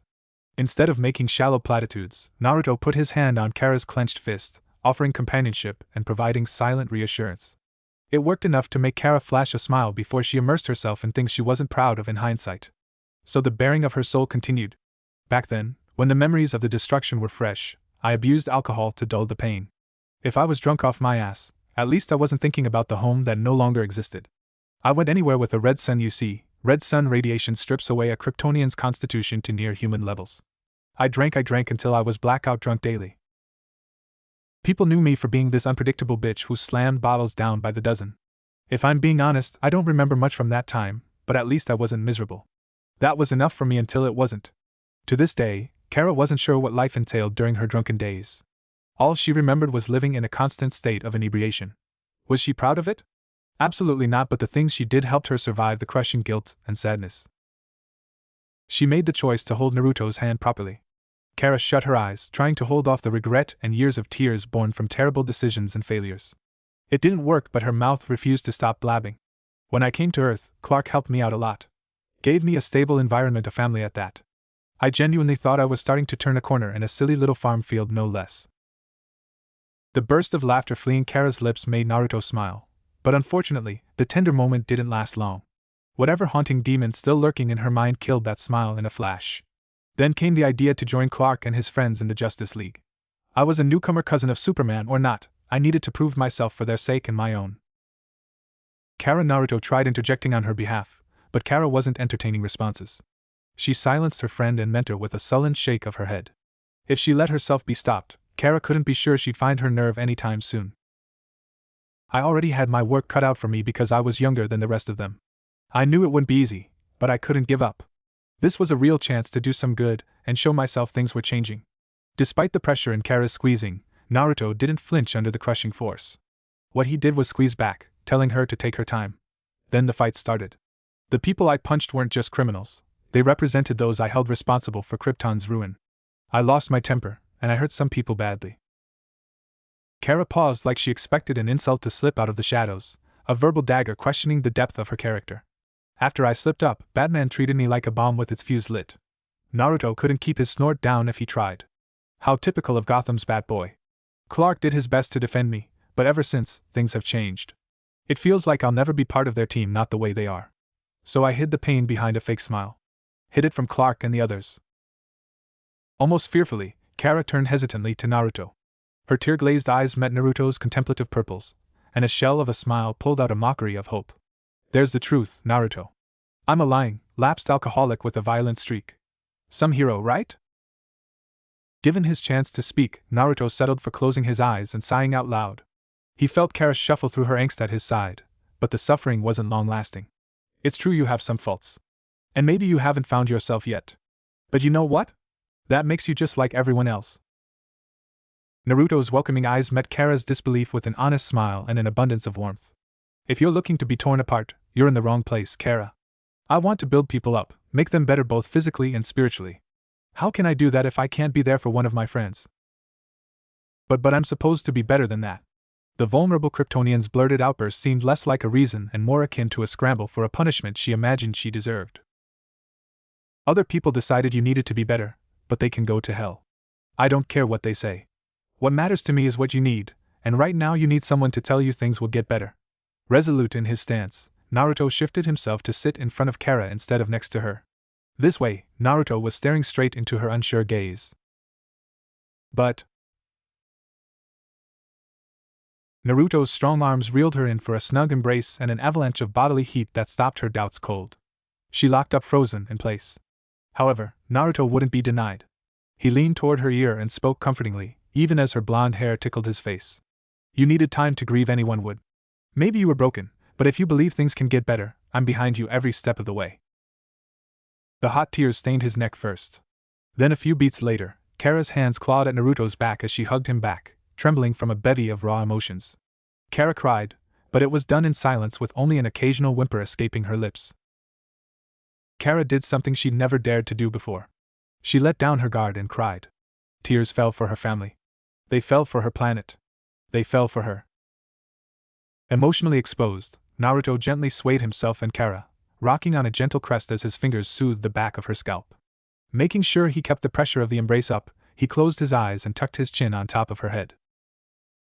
Naruto didn't find the understated sound of Kara's sleeping exhales too surprising. Not when he is the reason Kara fell asleep, pushing the soothing nature of his chakra through her fatigued body. Carefully settling her in his bed, the former shinobi silently slipped out of bed so Kara could catch up on the rest she deserved. Someone should get some use out of his bed tonight. Prowling his way down the silent halls with both hands tucked behind his head, Naruto ended up staring at the ceiling for no real reason. However, it was all just surface level. Internally, he had his own thoughts to reconcile, though not as damaging as Kara's intrusive whispers. I doubt I'll be getting any sleep tonight. I might be able to get away with sneaking in some training before Kara wakes up. Hopefully, working up a sweat will help take my mind off things for a few hours. Naruto stood steadfast on a grassy green patch. He was barefoot, but he was wearing a smile. Don't slow down now, Kara. We were starting to get somewhere. Standing opposite Naruto, Kara's face was flushed with exertion as hot breaths of puffing air escaped her open mouth. This doesn't make sense. How are you so fast? Her complaint was broken up into gasped chunks. A lack of breath had Kara's question wrapped up in a groan of exasperation, which tied her bafflement in a metaphorical knot. Shrugging cheekily, Naruto's mischievous grin stretched the length of his whisker marks to their absolute extreme. Kara had no choice but to equate Naruto to the trickster foxes she read about in her book of Shinto folktales. Back home, being quick on your feet was pretty much mandatory unless you fancied losing your limbs. Right, her fleeting reprieve ended when Naruto showed up in front of her face. She glimpsed a blur of movement, but before her eyes finished widening, Naruto grabbed hold of her arm and slung her into the grass in front of him. Every slight impact against her sore body made Kara grunt until her sliding came to a halt. Keep the focus, Kara. We're doing this because you need a fighting style that isn't just punching something harder. I want to see how you operate when you're tired. If you can power through the fatigue, you'll be better off. Come on, stand up and come at me. Naruto was neither kind nor cold with his tone as he stood there with a hand in his pocket and the other smoothing out a crease in his shirt. Frustration balled Kara's hand into a fist. With a grunt, she pushed herself out of the dirt. First to her feet, then floating a few inches off the ground, Kara swung at Naruto with a heavy haymaker. The first two wild swings missed, but the third one Naruto caught with a hearty thud. You need to let the anger go. It's a worthless poison that won't do you any good. Taking his advice to heart, the Kryptonian spun free from his grasp. Her red cape flared in Naruto's face. The visual distraction worked in Kara's favor, because it obscured a quick kick that pushed Naruto backward. He was still sliding back when she came from above with a fist ready. She thought she had him when Naruto's face turned into an expressionless bark that crumbled under her fist. I hate when you do that. She felt the weight of Naruto leaning his elbow casually on top of her shoulder. His soft chuckle preceded a compliment from her mentor. If you want to get a ninja, you'd better take me out in one shot. However, using the cape was a nice touch. In close quarters combat, use everything at your disposal. Fight to win. I thought about blasting you with my lasers for a second, just to put you on your ass. Pulling a strand of hair stuck to her sweaty forehead, Kara straightened her posture and relished the opportunity to get a full breath through her aching lungs. Naruto smirked at her admission, hardly offended by the underhanded nature of the remark. I respect that. Another thing about shinobi is that we expect cheating at all times. What do they say? If you aren't cheating, you ain't trying? How about we call it here? We've been at it for 4 hours. Yeah, that sounds good. She paused a second to look at Naruto, who started going through some post-training stretches. A mental breath marshaled her determination. Riding this wave of focus, her voice burst out in almost blabber. Hey, Naruto?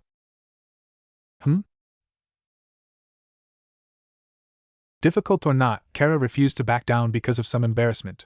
So after swallowing the lump in her throat, Kara came clean. I just wanted to thank you for last night. It really helped. A quick blink went through his purple eyes before he favored his fellow blonde with an understanding smirk. Don't mention it, Krypton. I was happy to help. Gratitude repaid, Naruto began the trek back to their shared abode. Huffing at the nickname but not really bothered, Kara ran after Naruto with a smile on her face. When she caught up, the blonde Kryptonian slowed down to a walk, looking at the side of Naruto's face. Do you ever get tired of helping people? Kara hid her admiration behind a joke, but the true depths of her appreciation glistened behind her sky-shaded eyes. Naruto didn't do anything but laugh, a sound free from the weight of the world's expectation. Too quiet, something was off, danger. Not every silence carried the same vibe. Sometimes the quiet was the herald of something dangerous. This trained sixth sense for danger is what dragged Naruto and Kara into the forested field around their home. The Kryptonian warrior lingered in the air above the treetops, her X-ray vision glowing bright. Down on solid earth, Naruto calmly walked the perimeter, his fingers brushing across the chakra seals hidden in the bark. The crackle of his earpiece switching on brought calculating observations from Kara's piercing gaze. Slow because she repeated the information as she got it, her lack of eloquence stripped her sentences bare for the sake of a succinct transmission. We have movement. North quadrant. No animals. Just heat signatures moving fast. They're armed for a fight. I think they're scouts. Naruto shook his head, uncaring that Kara couldn't see it. Waiting patiently for his uninvited guests, he looked over the numerous paths broken up by lines of strong, chakra-fed trees. These aren't scouts. They are a message. Right on time, the assassin shock unit struck from the dark shadows like an apathetic wind. Adorned in silence and black robes, their sharpened blades shimmered against the moon with the vengeful threat of Lazarus metal. Swift, deadly, and precise, the practiced killers of Raz Al Ghul moved fast. But not faster than Naruto. What happened next happened over just a few seconds. Naruto caught the first blade barehanded, stopping its lethal momentum cold. He spun on a pivot foot and snapped the assassin's offending wrist with efficient retaliation. The follow-up was equally as effective, because Naruto was sealing the Shadow Prowler's nervous system with a two-finger tap above their sternum. The chakra laced in his fingers dispersing through the man's body. Kara dove through the boundary of trees like a laser-guided missile. Her infallible vision directed her aerial pounce until she slammed a pair of attackers into the ground so hard the raw force cracked the mossy ground beneath their limp bodies. The retired shinobi didn't draw a weapon. Naruto took theirs and used the tainted metal to disarm 3 more assassins in a blur of shadows and silver slashes that drew blood and groans alike from the bodies that dropped around Naruto in a broken triangle. Like a proper Kryptonian, Kara deflected the projectiles thrown at her with her forearm. But unlike the berserker style she once knew, Kara showed the restraint Naruto drilled into her with the detail-oriented way she took down 4 more men with one well-placed palm punch each. Under focused fury like Kara's, the comparatively normal fighters crumbled like castles of sand. Within 30 seconds, the attackers are either unconscious, bleeding, or stuck in paralysis seals. Hovering just over Naruto's outside shoulder, a visibly annoyed Kara looked down at the scattered shadow forces strewn about at their feet. She huffed at the sight, more than a bit pissed off by the intrusion. This confirms it. They're from the League of Shadows. What could they possibly want? Naruto spun the sword in his hand and stabbed the weapon into the soil next to him. He started walking toward one of the only assassins still conscious, but not without giving Kara a glimpse of his understanding of Raz Al Ghul's mentality. This wasn't an attack. It was a signature. He lowered himself into a crouched stance beside the beaten assassin. It was an older woman. One who was marked with the demon head sigil burned across her neck like some twisted brand. Seeing Naruto above her, she spoke, barely forcing her few words out. He said you would understand. The young shinobi turned CEO nodded his head with a somber air about him. I do. Naruto placed a glowing hand over her chest, ignoring the instinctual flinch of fear his defeated foe exhibited. But he didn't kill her. He sealed away her memories of this place and knocked her out. With the dust settled, the implications of Raz Al Ghul's opening gambit sank in. Talia was right on the money. Her father is done pretending I refused him all those years ago. Raz won't stop until I'm buried underneath a mountain of violence and blood. He won't stop sending death until I end up just like him. The grim nature of these thoughts darkened the gemstone gaze of his amethyst eyes and dampened his frown. Then Kara landed beside him, and her presence was enough to turn Naruto's stewing thoughts around. His crumpled frown molded into a confidently content smile. Knowing he had people watching his back was enough of a reason to fight in Naruto's mind. Let him try all he wants. I'm not backing down. He has another thing coming if he thinks he can twist Naruto Uzumaki into his tool. Kage Bunshin no Jutsu. Spawning duplicates of himself without a hand sign, Naruto watched his shadow clones gather his defeated foes with the orders to remove them from the premises. Trusting the work was done, he offered Kara his hand and a smile. I think we're done here. Let's talk about this inside, Kara. Pulled out of watching the clones work, something Kara still hadn't grown accustomed to, Kara took Naruto by the hand with a nod. A moment later, Kara was soaring through the air with Naruto dangling beneath her without a worry in the world. With Kara's assistance, their travel time was cut down to around a minute. Back at home base, the victorious duo walked into retreat with Kara's relieved sigh hitting as they stepped through the threshold. As Kara moved over to stand by the window, Naruto slipped out of his blood-soaked shirt and went about the laborious process of wrapping his knuckles in reinforced bandages. The silence lasted until Kara couldn't keep her anger-fueled tongue in check any longer. Why would he waste assassins like this? Isn't Ra's al Ghul meant to be a global mastermind with manipulations that go back centuries? Kara didn't have the same history with some of these longer-term villains. She got most of her information from her cousin or the other Justice League members, but what she did know told her that Ra's al Ghul wasn't the type to be underestimated. So it made this pointless failure even more senseless in her opinion. However, Naruto had the context, had the understanding of what Ra's wanted to help fill in the blanks. Tightening the bandages around his bruised knuckles with a grunt, he watched the ligaments flex under his skin as he tested out the fit. This attack was a reminder from Ra's. He's telling me that he hasn't forgotten I refused him years ago. Naturally, Kara's head snapped toward Naruto's bare back. The question that should be asked was obvious.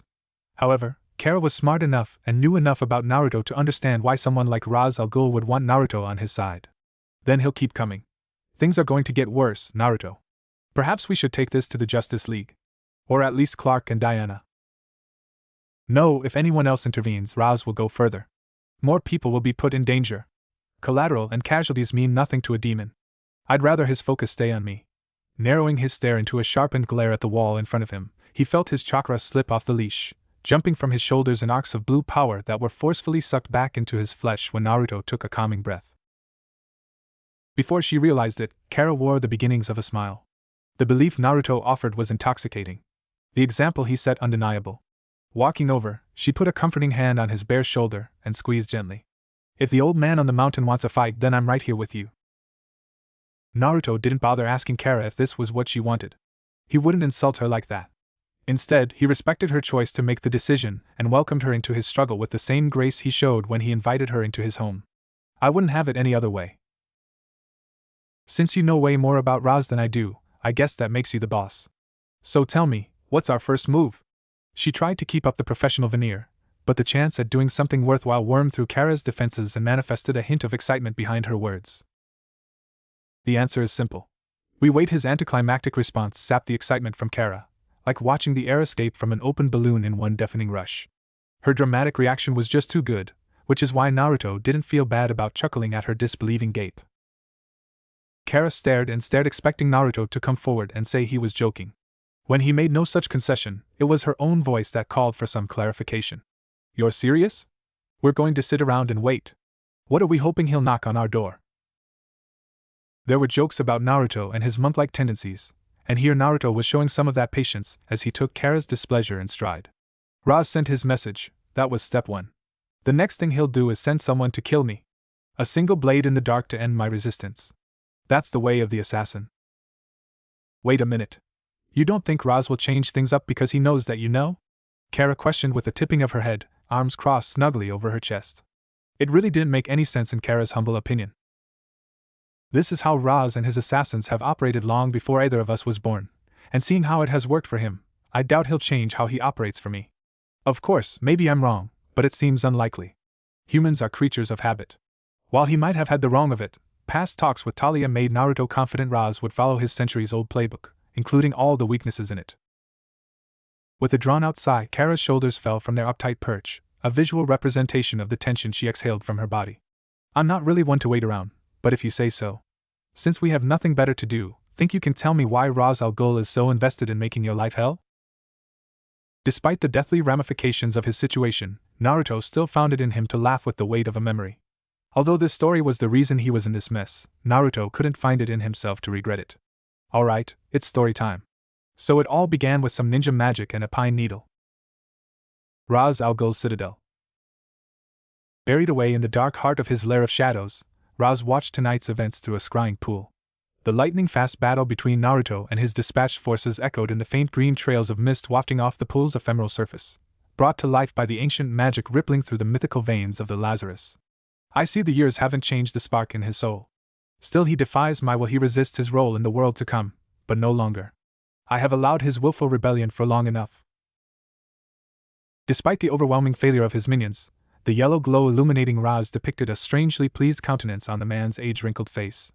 His arcane-charged eyes feasted on the misty visuals until the faintest of fanged smirks wove itself onto his face. It had been so long since his blood boiled with such excitement. The healer must be reminded that the world doesn't forgive the meek. The magic of the pool bubbled voraciously as the shadows festering on Ra's right-hand side stirred. From the forsaken darkness, out stepped a young boy more than a grown man. This gravely silent young assassin displayed genetic traits that shared similarities with the demon's head, the same facial features the boy inherited from his mother. But the scowl and stoicism was every bit his father's blood in him. Damien. Glancing studiously out the corner of his Lazarus-blessed eye, Ras regarded his grandson, but not with the typical love of a grandfather. What he saw standing at his side was a boy who needed to have his mettle tested in high-level combat. Blood of his blood didn't guarantee worth in the eyes of the demon's head. Merit mattered over nepotism in the League of Shadows.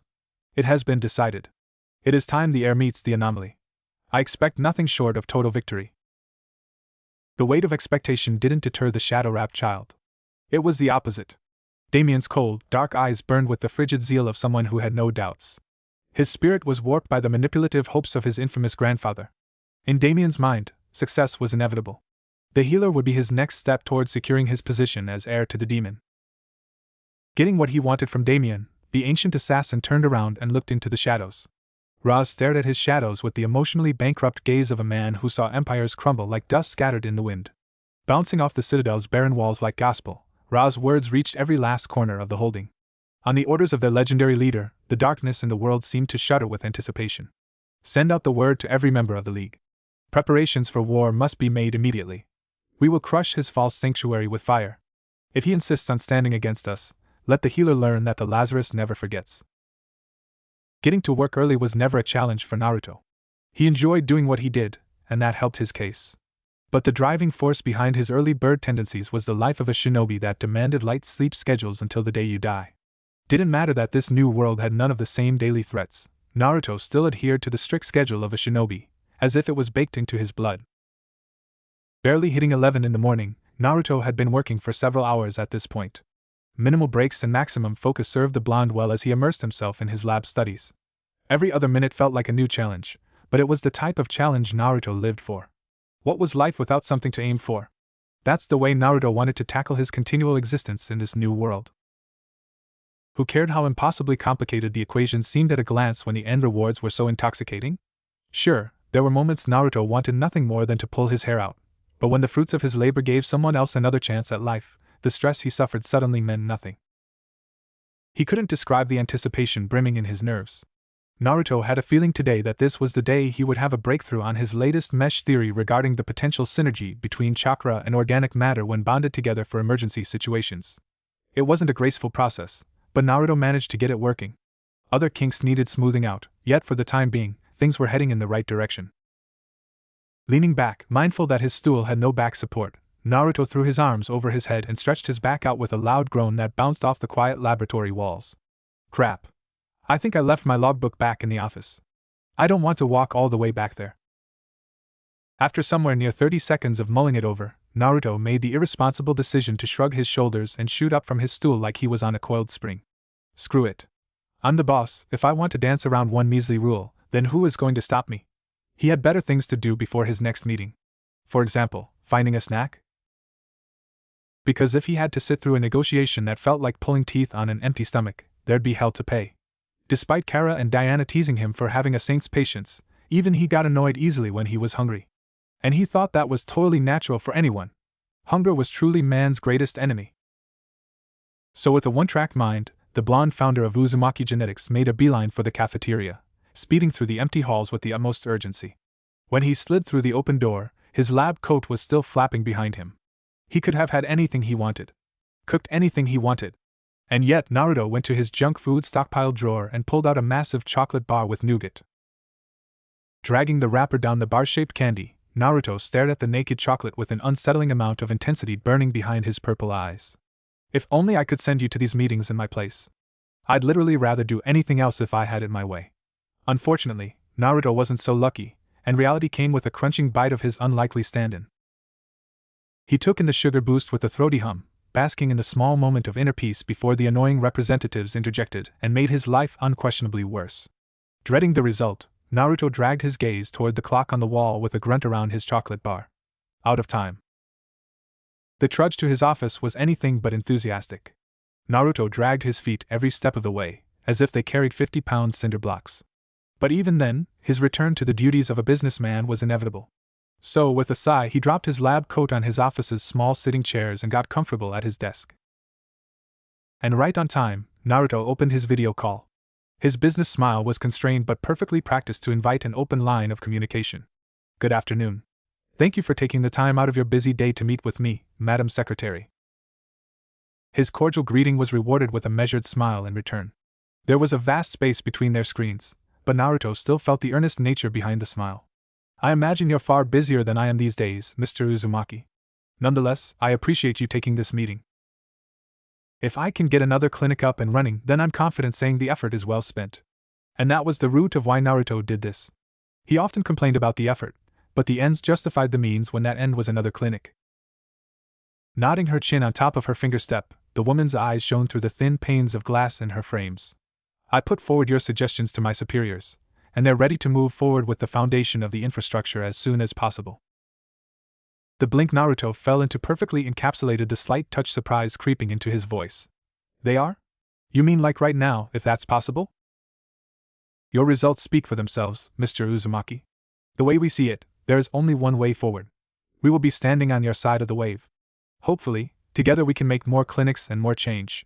While the secretary was speaking from a pragmatic position, there was a kernel of belief behind her take that a more cynical person would have called naive. Breaking free from its self-imposed shackles, Naruto's professionalism turned into a more natural grin that highlighted his more vulpine features. That's great news. We can start narrowing down the potential locations for the building. When we get the best spot possible, we'll start building immediately. His excitement got a smile in return.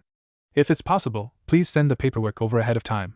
This way, I can cut through the bureaucratic tape and speed up the process, if you give me enough of a warning. Naruto resisted the impatient urge to bolt from his chair and do the paperwork right now. Business decorum had to be upheld, at least when talking with someone with respect and sense. I can start drafting the documents the minute we're done here. Excellent. I see no reason to hold you here any longer. Have a good day, Mr. Uzumaki. And should any unforeseen difficulties arise, feel free to contact me again. With a last smile, the video call's connection cut off with a click, leaving Naruto to laugh freely. I can't believe they let me talk to someone with an actual brain for once. Today's meeting was undoubtedly an outlier in the conferences Naruto had been forced to endure in the name of getting his company going. It was only ratcheted up by a factor of 100 when dealing with various governments. Working beside governments came with all the political strong-arming one might expect. Too often, almost without fail, the people in power wanted to employ clever ways to confiscate his technology, or try and monopolize his work to keep it out of the hands of their rivals. But Naruto had a secret weapon against their bevy of threats. What was Naruto's advantage? The clinics themselves. The results they guaranteed everywhere they opened were undeniable, even by his largest detractors. So the unforeseen one-two punch of good news with the frictionless negotiations was something Naruto chalked up to his growing reputation. This fame gave Naruto more leverage than his early attempts at opening clinics in Japan and America when he was a nobody. It's crazy how things can change in a matter of a few years. Pushing away from his desk, the chair on wheels lurched backward to give Naruto the room required to stretch out his legs. The way his groan rumbled from the back of his throat turned into a satisfied sigh at the end. Well, if I'm going to be stuck hunched over a keyboard, I'm going to get a real lunch. No offense to the candy bar, but my iron stomach needs more than a bit of chocolate. Later that night, Illuminated by nothing more than the glow coming off his monitor, Naruto's fingers wandered across his keyboard, inputting line after line of work in a matter of seconds. It turned out that learning to be proficient in hand signs made typing infinitely easier to master a true lifesaver in his new world of responsibilities. Shadow clones also helped, of course. Nearly finished with the intricacies of his latest requisition form, Naruto's focus slammed into an abrupt wall when he felt the shudder of his intangible barrier breached en masse. Getting up from his desk, Naruto rolled his stiff neck and walked toward the door. Late night guests? How considerate, I'd better go out and greet them. The retired shinobi wasn't shocked to find Kara waiting for him outside. She insisted he key her into the formula of every barrier he had, thus making sure she knew if something was coming. And with Kara's steadily improving flight speed, she could be at his side in just a few minutes. They're coming, aren't they? Yeah, it's like we thought. Raz Al Ghul doesn't disappoint. Together in lockstep, Naruto and Kara put space between themselves and the main building for safety's sake. This left the pair standing alone at the center of a subtly organized courtyard. 10 people in total if my count is right. Kara took a moment to enjoy the calm before the storm, which extended to the light wisp of wind that skimmed across her face and through the tresses of her golden blonde hair, which was getting darker at the roots. What do you want me? One of the 10 is ahead of the others by a fair margin. That must be their leader. Can you take the other 9 and leave our bold friend to me? Naruto was right in thinking she wouldn't like the suggestion. Kara's sharp look told him all he needed, but at least she begrudgingly nodded her consent.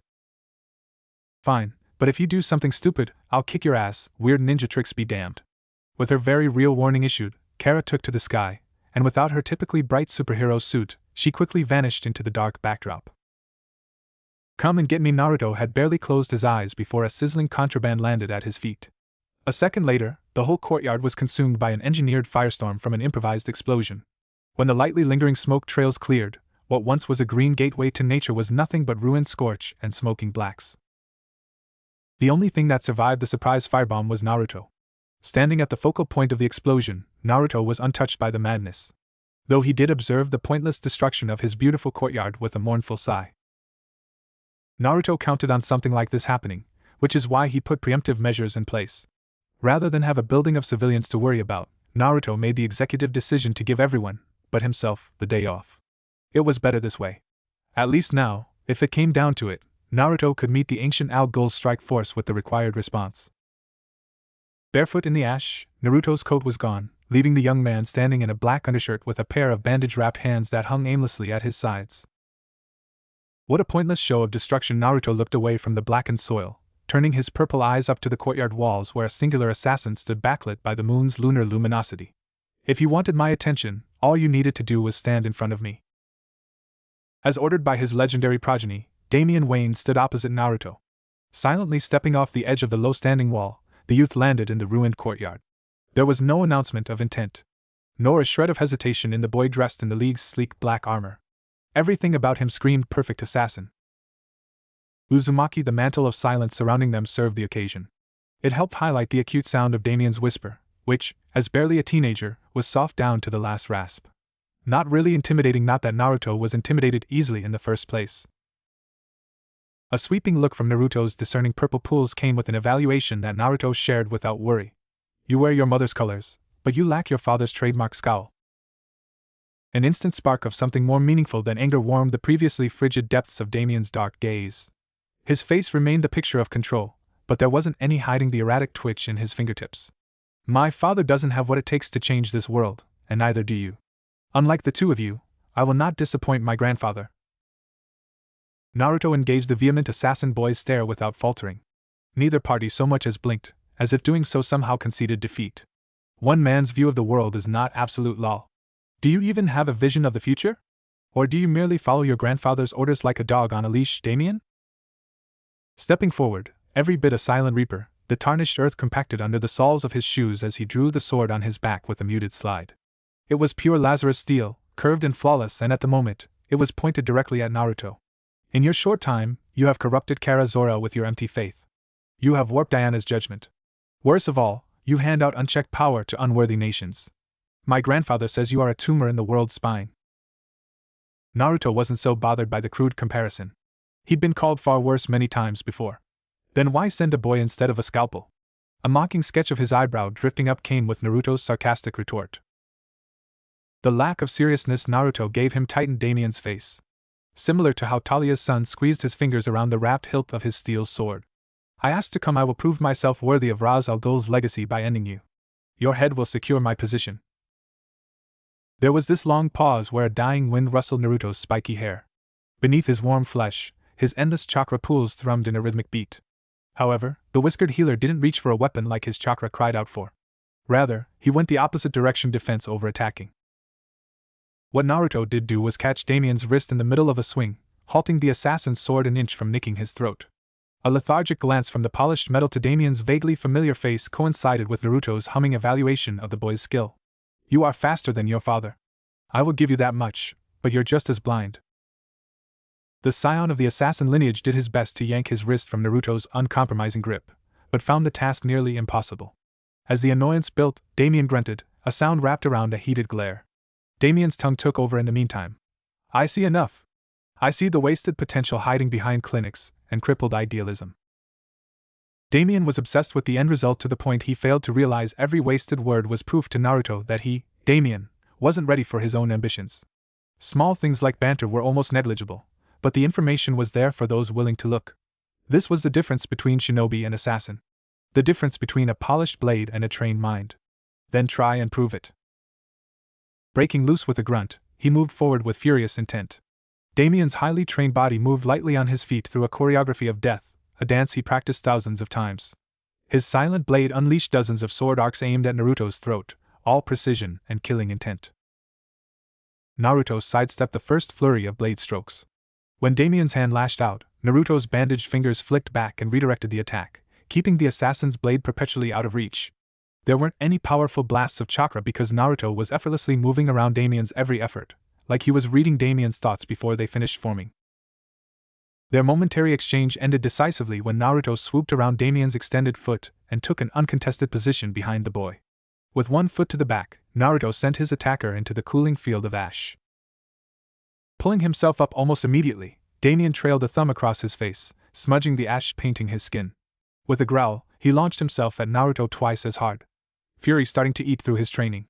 Fight me! What does it look like I'm doing? Damien threw every trick he knew at Naruto. He shimmied his shoulder into several layered over feints. He reversed the grip on his sword in the midst of heavy swings. Damien even tried catching Naruto with acrobatic spinning kicks between the work of his sword. The lack of effort Naruto put into fending him off made it all the more infuriating. Parried. Redirected.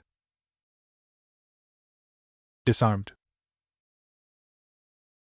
Turning his back on Naruto to pick up his sword, Damien nearly screamed as he lunged at Naruto with his sloppiest attack yet. And it showed when Naruto caught the sword between two fingers. The metal vibrates from the force, but it didn't even manage to cut through the bandages wrapped around his fingers. You aren't fighting for a better world. You're selfishly chasing the approval of ghosts. Damien grit his teeth as his thin arms shook in exertion, but try as he might, the boy couldn't wrench his weapon from Naruto's pincer of fingers. I fight for a better balance. No. You point your blade because that is what you were told to do. You believe order will heal the world, but it won't. It will cage it. Naruto suddenly twisted his hand, knocking Damien's sword free. Then, with a spin, he drove the blade into the dirt between the two of them. Damien took a step back, but not Naruto. He beeled ahead. You were trained to snuff out weakness. But you're wrong, my compassion isn't weakness. The harsh breaths collapsing off Damien's lips bogged down his reply with more worry than an assassin should ever show. Even as he stood still, Damien's eyes darted around, looking for anything to turn the tide. My grandfather warned me you'd say that. That you tried to poison my clarity with your hope. Naruto took a step closer to the boy lost in the dark. Now the sword was behind him, leaving Damien as the pivotal point of his focus. The truth is never poisoned, Damien. You believe Raz is building something better, but look to the past. All Raz has ever built is ruins drenched in fear. It began with the ragged movement of his chest slowing down. Standing there unmoving, Damien's hands clenched as something dangerous wormed itself into his gaze. There was doubt. Then the moment crashed when Kara dropped from the sky and landed beside Naruto, kicking up a flicker of ash on impact. Totally untouched, Kara must have handled her foes without too much trouble on her part. Stand down, kid. You don't want to do this, not really. Damien's gaze sharpened with accusation, but despite flickering to Kara, His cornered glare inevitably gravitated back to the man at Kara's side. You abandoned your league to side with this fraud. Kara brushed aside the weak accusation with a scoff. I chose my side. You can do the same if you're brave enough to take the first step. Like a cornered animal, Damien slowly backed away from the blonde pair. He looked back at his discarded sword several times, but knew he had no hope of getting past Naruto and Kara to reach it. It was the firm sound of Naruto's unwavering voice that stilled everything. You will never understand what the world has to offer until you step out of your family's shadow. Until that day comes, you'll be nothing more than a suited-up pawn in a losing game. Damien waited an entire beat before he turned and fled the scene. Turning to Naruto with a sigh, Kara automatically took Naruto's hands and checked to make sure he was alright.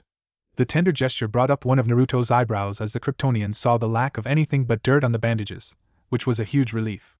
He got off lightly. You went easy on him. Chuckling under his breath, Naruto looked into Kara's eyes, even if her blue pools were busy triple-checking to make sure the assassins didn't land a lucky blow. He's still a boy looking for approval in a world that doesn't give it. There was a time in my childhood where Damien and I weren't so different.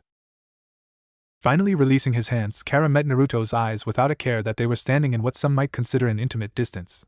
He'll be back, and if it's not him, then it will be someone else under Ra's al Ghul's command. Blasting her with the implicit belief of his toothy grin, Naruto portrayed total confidence because he had no doubts. Then it's a good thing I have a blonde ass-kicking machine on my side. Even if she does have a tendency to go overboard with her laser eyes.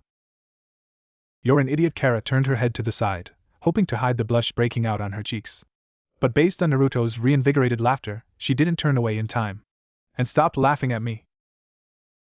Expressing her embarrassment with a light case of physical harm, Kara quieted the chucklehead with a gentle elbow to the ribs. Oof. The blunt blow folded Naruto over for a moment. His breathless wheeze was one done in good spirits. Right, I get it. No more laughing. Naruto? HMH? Yeah? The understated shift in the fabric of Kara's tone grabbed his attention straight away. Done with pretending to be hurt by her chastising elbow, Naruto's concerned gaze regarded Kara with the full breadth of its focus. Taking a page from Naruto's book, Kara scratched at the back of her head with a nervous smile. You see, the last time I went back home to the farm, I told Ma and Pa about you. And they've been asking me to bring you over for dinner so if it wouldn't be too much trouble? Oh my, Kara! Are you asking me out on a date? Right after I was attacked? Are you sure you aren't taking advantage of my emotional state after my near-death experience? His theatrical recounting of the moment struck a critical blow against his fellow blonde, deepening the blush on her face to atomic levels of red. But despite his mischievous impulses, Naruto took pity on Kara and spared her any more teasing before she had a full-on meltdown. That's why his grin rolled over into a more honest smile as he looked at his blushing Kryptonian friend. I'm down if you'll have me. Funny how a few words could affect someone so totally. Just a handful of remarks, and Kara went from stammering to smiling broadly, even if dashes of pink remained lingering on her pale cheeks. Great. Go on and get dressed. I'll call Ma while you're doing that. Laughing as Kara started pushing him from behind, Naruto looked back over his shoulder as he was herded around by one superbly powerful alien woman. What's wrong with what I'm wearing, Krypton? We might be a bunch of farmers, but you are not meeting my family in your bare feet, Mr. CEO. You're making a good first impression, or I'm dropping you out of the sky. No matter how she tried dressing it up, the threat Kara made fell hollow by the mere existence of the small, amused smile settled on her pink lips. Naruto tried to become dead weight, fighting for every inch, but against a determined Kryptonian, he had little choice but to be moved. He looked over the front of his body with a manufactured pout. What?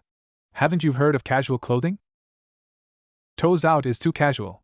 Literally hoisting Naruto up by the scruff of his shirt like a misbehaving kitten, Kara took to the skies with her friend hanging from her arm. Dangling down below, Naruto wore a content smile that needed no words spoken. A nice home-cooked meal sounded like an absolutely perfect way to wrap up the day. Are you ready? Kara's question was more of a courtesy than a legitimate question. Both she and Naruto were properly dressed for an evening meal. Nothing too fancy, but definitely more cordial than Naruto's attempt to go barefoot. The crisp autumn wind rolling over the golden plains of Kansas caressed both blondes as they shared a last moment of quiet together before the night truly began. Literally on the small, wooden porch at the front door of the home, Naruto teased Kara with a sarcastic lifting of his brow. Gesturing to the closed door with his hand, Naruto couldn't help himself. Is that a rhetorical question? Because if it's not, I think I'm starting to feel a little sick. Maybe I should go home.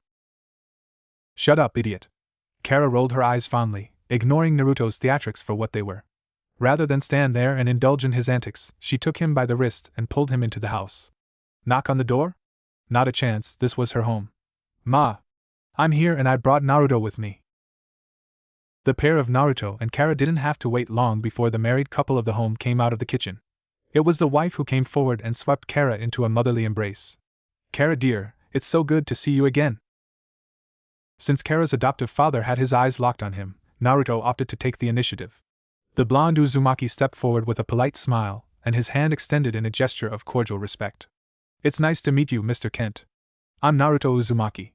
Thank you for inviting me into your home. Call me Jonathan. Kara has told us a little of your work, Naruto. What you've done in such a short time is quite impressive.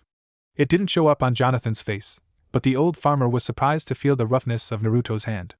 Jonathan wouldn't have thought another genius CEO could have the hands of a working man. This revelation also won Naruto a notch of respect from the Kansas man. Naruto's chuckle was a short thing, entertained but modest. I appreciate that, but I'll spare you all the boring word jumble. The finer details are so dull that they put me to sleep. Truthfully, the logistics and strain of managing so many operations were grating even for him. And he knew what he was doing most of the time. It sure does. The last time I woke you up in your office, you were drooling all over the place. Kara slid into the conversation with a coy comment that came as she gave Naruto a mischievous look from the corner of her eye, embarrassing him a little bit in front of her parents. Yeah, she did it because she knew Naruto wouldn't hesitate to do the same to her. Yeah, well, the material was so dry I hoped a bit of drool would make it more bearable. Amethyst's purple eyes narrowed in a bout of mock agitation, while Naruto took his friend's taunting remark in stride. Best to cover up the truth with a bit of harmless humor. Laughing at their back and forth, the woman of the house stepped in front of their guest. She took both of Naruto's hands in her own, one hand holding one of Naruto's as she gave them a gentle squeeze. How lovely to meet you, Naruto. I'm so happy to hear Kara is finally making new friends. She's stubborn like my husband in that regard. Ma! Naruto couldn't help but crack a small grin. Not only did Kara complain audibly, but Naruto could see similar signals of embarrassment in the faces of father and daughter alike. It was endearing to say the least. My name's Martha Kentucky. Please come sit, everything is ready. I hope you're hungry. Happily ignoring the daughterly complaint, Martha led the group into the dining room with a pleased smile on her face. The enticing aroma of a freshly cooked meal wafted over Naruto. His stomach hummed hungrily, and his gracious compliment came quickly after. Everything smells lovely. Waiting for them on the table was a caramelized meatloaf that looked perfectly cooked. Beside that were buttery mashed potatoes on one side and a dish of steamed vegetables on the other. You're too kind. Martha bashfully soaked up the compliment. In a quiet moment of organization, they sat across the table from each other in a 2-by-2 formation. One side of the table saw Martha and Jonathan, which left Kara and Naruto on the opposite side with the food in between. Wooden chairs shifted as the clang of silverware tapping porcelain filled the room. Each person made their plate, passing dishes around as required. Drinks of lemonade, soda, and water were poured, then Naruto had his first bite, triggering a deeply satisfied hum. Looking to his side, he gave Kara a chiding grin. If Mrs. Kent can cook like this, what's your excuse for being so bad at it? Kara paused a moment from putting a fork's worth of potatoes in her mouth. Instead, she offered the worst threat anyone could give Naruto Uzumaki. Haha, you're a real comedian. Keep it up, and your noodles will be in danger. Though it appeared nonsensical to an outsider, the message landed loud and clear. Naruto clicked his mouth closed in over-the-top fashion and nodded with a pale look on his otherwise tanned complexion. Shutting up now. From across the table, Jonathan watched the byplay between blondes with an amused quirk in his lips and joined their liveliness with a question of his own. You've been working with Naruto in Japan, right, Kara? Tell us what it's like over there. Nothing like our little slice of Kansas, I'm sure. Kara hadn't intended to talk for so long when she began, but when she spoke glowingly about the things Japan had to offer, her retelling of stories and histories continued with unmatched enthusiasm. It matched the beaming smile on her face perfectly. Naruto's own smile grew an inch when he felt Kara's hand intertwine fingers with his own under the table. What a lovely place. Perhaps Ma and I can visit for vacation when things are slower in the winter. I should say, after reading about you, I was a little worried. Money and fame can change young people for the worse, but your head seems to be on right, Naruto. Though blunt and worthy of a warning look from his wife, what Jonathan said wasn't inherently offensive. People in the past and present had said far, far worse things about him. Naruto just gave the man the flat truth. Opening my company was never about the money. I'm here to help people see a better tomorrow. That is why I do what I do. It didn't matter if Kara said what she did to defend Naruto's character or because she wanted to express her admiration. In the end, the peek into Naruto's life she gave her parents was no exaggeration. The work Naruto does is actually good. You should see the smiles on his patients when he walks into the room. It's unlike anything I've seen. They know if Naruto's around, then they're safe. Martha's heart soared seeing the profound change in Kara. Like the past was finally lifted from her darling daughter's shoulders. If you can change little Kara for the better like you have, then I believe it. Kara should have been embarrassed, but she was far too proud about the strides she made away from her demons to do anything but smile. Conversation flowed. Laughs were shared. And good food was eaten. The food was delicious, dear. Pa is right. You really outdid yourself, Ma. The appreciation of her family always made cooking for them more than worth it. A good family meal gave Martha these moments together that she wouldn't trade for the world. Then let me get this cleaned up, and we can talk about dessert. Here, let me help, Mrs. Kent. It's the least I can do for the amazing meal. Naruto joined Martha in rounding up the dishes, easing the burden of cooking for four by dividing the work in half. Together, the two of them made their way into the kitchen. Kara was about to do the same when her father's voice stopped her. Kara. What is it, Pa? Jonathan took a breath for his own sake. Who knew how this conversation would end, but despite the unknown, as a father, he felt compelled to have this conversation with his adopted daughter. About that young man.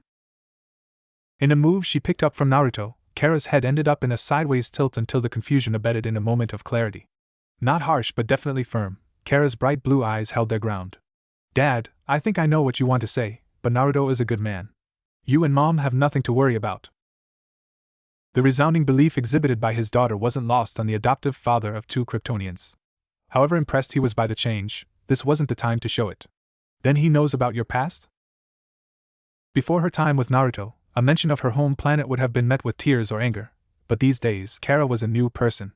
Now she could look back without losing sight of what lay ahead and smile. Yes, I told him everything. Krypton, my drinking problems, my frustrations with the Justice League. Clark's friends? What happened? Smiling at her father's surprise, Kara clearly and concisely explained thoughts that were once tangled sources of inexplicable frustration. I know Clark works with them, but I never felt like I belong. Then Naruto came along. He understood me in ways I didn't realize I needed. For the first time, other than here at home, when I'm by Naruto's side, I feel like I belong somewhere. Jonathan immediately folded with a heavy sigh. His lips wore the burden of a wry smile as he shook his head with a quiet chuckle. And here I thought I'd have to threaten the boy like they do on the TV shows, but I guess I shouldn't be surprised. You and Clark both picked good people. Here, Kara's composure faltered long enough for a twinge of blush color to sneak through. Pushing herself out of her chair, she walked around the table to her dad and wrapped her arms around his torso as he sat in his chair. Thanks, Dad. Meanwhile, in the kitchen, Naruto and Martha were tag-teaming the dishes. With one person on each part of the operation, the two experienced sets of hands were making quick work of their shared foe. You didn't have to do this, young man. This isn't my first time with a sink full of dishes. Chuckling away the assertion as he put another dried dish into the filling strainer on the counter to his right, Naruto warmly deflected her attempt at deflecting. Nonsense. This is the least I can do for the invite into your lovely home. Manners and a good work ethic, your mother must be quite proud of you. By no means was Martha as direct as her dear Jonathan, but she also had been measuring Naruto throughout the night. And every step of the way, he smashed her expectations. Kara couldn't have picked a better young man to fall for, in her mother's opinion. Mom and Dad would be if they were alive. Naruto did this enough times to know what kind of response he'd get. It's why he was ready with more by the time Martha's sad eyes turned on him. But they left me their hopes and dreams and most importantly, their love. And that's all I could ever ask for. Quiet apart from the water running from the faucet, Martha said nothing as she wiped her hands off on a dry towel. Then she suddenly turned and pulled Naruto into a crushing embrace fueled by the mother in her. No one said a word, just shared the comfort of the hug until Martha's emotion-thickened voice trailed into the blonde's ear. Then, from this mother, thank you for taking care of Kara. Meeting Kara has been nothing but a pleasure, Mrs. Kent. After another moment, the pair parted from the embrace, which gave Martha the chance to look up at Naruto with a kind smile. Now then, let's get back to Kara and my husband. I have a pie and a cheesecake for you and Kara. Days later. Deep in the dark fabric of space, hung the Justice League's heroic base of operations. A bulwark tower built in the name of vigilance against threats aimed at Earth and beyond. Today happened to be one of those days where the nexus of heroes crackled with tension. They were a whole group at this moment. Batman, Superman, Wonder Woman, Flash, Green Lantern Hal Jordan, and Martian Manhunter gathered around the image of a slowly spinning holographic globe. The sphere itself was poxed with a litany of angry red pulses. Each crimson ring denoted a confirmed or suspected League of Shadows skirmish site in the last 14 days. Batman, ever liable to usurp control of a situation, reached out a gloved hand to tap at several of the red rings spread throughout Asia. His touch opened a wall of blurry video feeds showing figures locked in conflict. It was frustrating that this was the best billion-dollar satellites could muster, but Batman worked with what was available. These are documented conflict points. Places of interest where cells of assassins and saboteurs have been dismantled, routed, or burned to the ground. There aren't any reports of survivors. No fingerprint in sight. Under other circumstances, Batman might have appreciated the surgical precision of these attacks. But these weren't orthodox circumstances. It was the staggering number of skirmishes depicted on the world map that caught Hal Jordan off guard. One of humanity's two Green Lanterns stood firm with a ruffled expression of forged stoicism. It just felt natural to raise his arms into a cross over his green-covered chest as he burned a hole through the digital planet with his intense stare. Who the hell can move that fast and do it without making a splash? This has to be a whole group of people. Hal's corp-issued lantern ring sparked with the same flicker of irritation that forced his voice into a more gravelaced pitch. Martian Manhunter's distinct gaze fogged over with a trance that transcended the room around him. He had eyes far beyond the quaint recreation of the world they used as an expensive diagram. With his probing, the psychic residue of the planet interlocked into a loom of abstract energies. The man from Mars read the weave, scanning its silent threads for potential answers. By no means was it a quick or easy process, but he persisted. There is a common signature in these locations. It isn't magical or alien in origin, but it's undoubtedly alive. As if the land remembers the violence, yet also the soothing touch of healing. The hypercharged synapses of the speedster's brain jumped to a firm conclusion before Barry had the chance to blink. His speed of thought was faster than physical speed. The man dressed in red gave the room the most logical conclusion. So we're talking about chakra, yeah? That is what everyone is thinking, yeah? As if merely mentioning the word carried power, there was a notable increase in the silent pressure wrapping around the heroic gathering of 6 people. Superman heard enough to come to his own conclusions. The pieces fell into place, drawing the famous protector's attention toward his gloomy companion from Gotham. Safe to assume, Clark wasn't surprised. They went through this song and dance enough. He'd be a fool if he couldn't see where this was leading. You think this is Naruto's doing? Bruce delivered a definitive answer that was as cold as the metal of his batarangs. I know this is his work, Clark. Diana chose to ignore the edge in Batman's voice when he spoke about her friend. Instead, she opted to focus on the fact that Naruto and Kara were fighting a secret war. This was a recipe for a very displeased warrior princess. Her first instinct was to head straight to Naruto, but for now, Diana held strong to finish this meeting. If Naruto is locked in battle with the forces of Ra's al Ghul and his shadow minions, then why hasn't he asked for assistance? There was an uncomfortable truth waiting at the end of Diana's frustrated question. A reply no one wanted to vocalize until Bruce got tired of wasting time. His stern tone rumbled off the conference hall's walls, vibrating with the harsh reality of the honest truth. He didn't reach out to us because Naruto Uzumaki doesn't trust us. The room once more fell victim to a heavy silence that stewed in each of their minds. Despite having already stated it once, Hal felt it prudent to reiterate the obvious a second time. If for no other reason than being shocked at the audacity Naruto possessed to attempt something so absurd. He's really trying to fight Ra's al Ghul alone? Without asking anyone? Hal remembered being young and stupid, but this was taking the idea to a whole new level.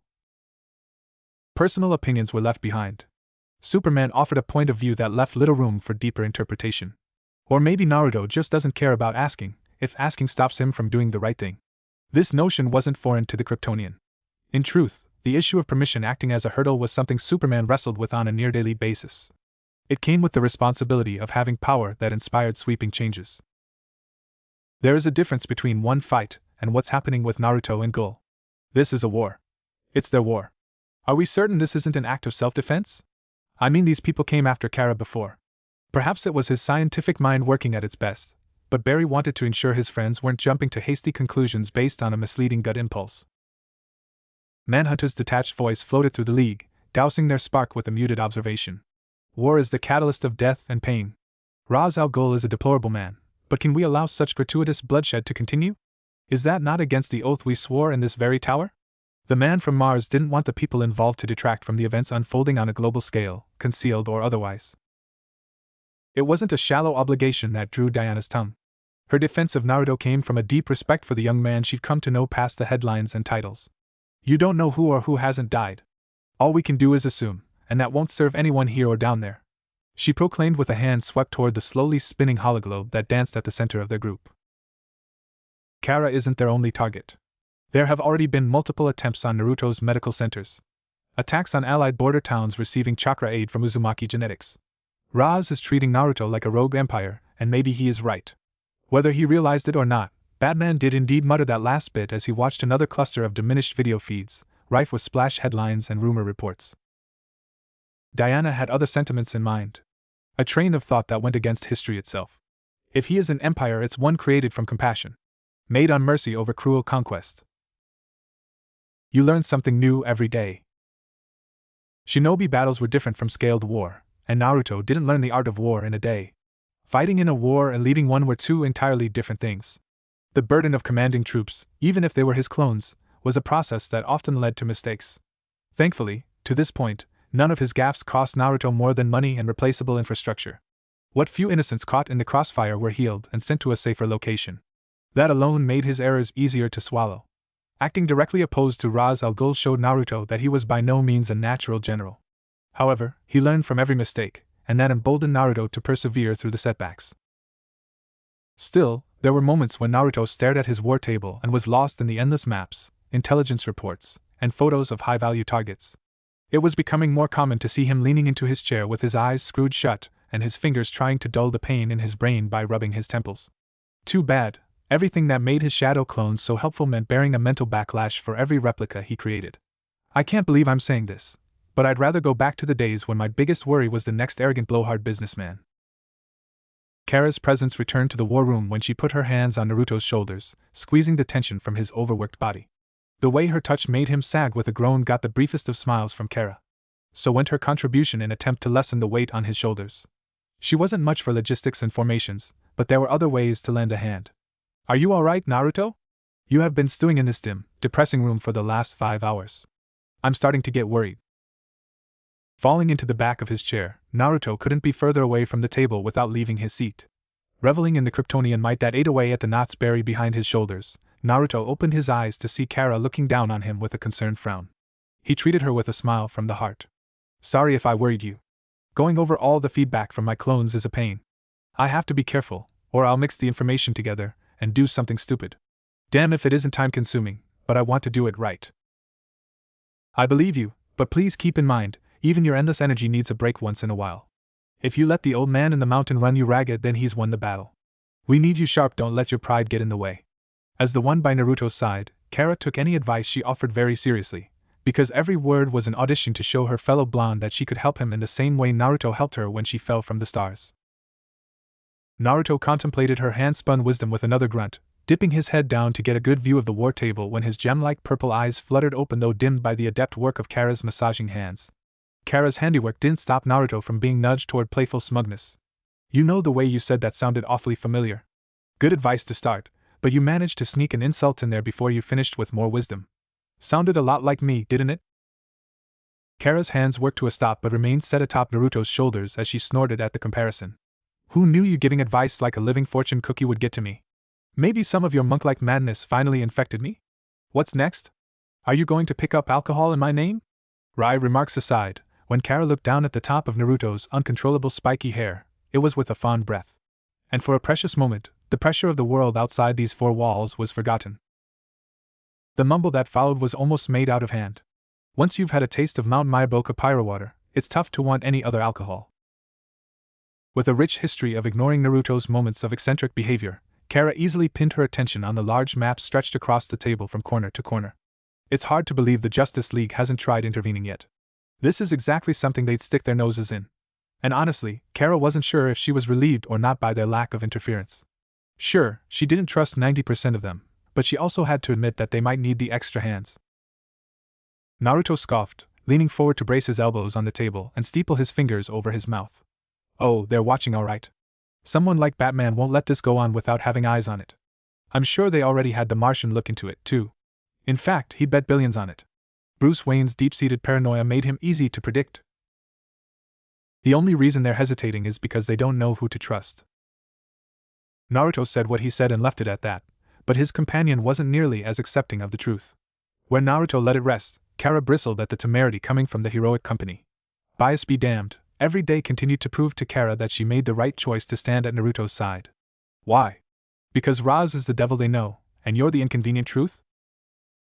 Tapping a finger off the table through Kara's response, Naruto hesitated a breath, where his eyes narrowed into a pensive glare. When the clone's memory settled, the medical practitioner moved a few symbols over the map before giving another unbothered dose of honesty. They're indecisive because their world only works when power plays by rules. My world doesn't work like that. Kara moved around the side of the table in a bluster, taking a seat on Naruto's right side with one hand gripping the chair's back behind her head. That is incredibly frustrating. For some of the smartest people around, that's awfully stupid. Naruto just laughed. Back to the watchtower.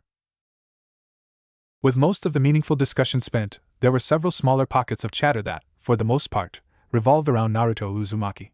For a while, the conversations were productive, but as they continued, Superman saw things twisting in a cycle that was leading nowhere fast. We have all said how we feel about Naruto, but this is escalating.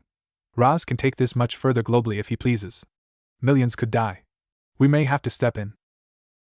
Bruce met the do-good spirit of his friend with the pragmatism only a lifetime in Gotham could instill in a person. He saw threats on both sides. Dangers painted in different coats and colors. What do we do, Clark? Do we protect him? Are we containing him and doing damage control? What if we tried talking to him first? Flash still wasn't sure why that wouldn't be the first option. The way Batman wanted to handle the Naruto problem felt a lot like leaping before looking. And who could say how that ends? Hal gave his buddy a look that ended with a stiff shake of his head. That's not going to work. You remember the last time we talked with Naruto. It almost ended in a brawl. Trying that again is just a waste of time. Bruce nodded in agreement with the Lantern's intuition. Despite the optimism, Bruce saw the odds of Naruto working with them as extremely low. And part of the Bat was perfectly okay with that. If Naruto wanted us in this fight, he'd be in this room. When did you become afraid of doing the right thing? The quiet consistency of her hushed remark was tinged with defiance. It took the room and turned it on its head, drawing every eye onto the woman who said it. Diana rooted herself with unflinching resolve. Her head lifted out of its lowered tilt to stare down the other 5 souls in the room. When did being right become more important than helping the defenseless? It wasn't necessarily visible under the cowl stuck to Bruce's face, but the way his facial muscles twisted suggested the bat-themed vigilante raised a sarcastic eyebrow. Defenseless?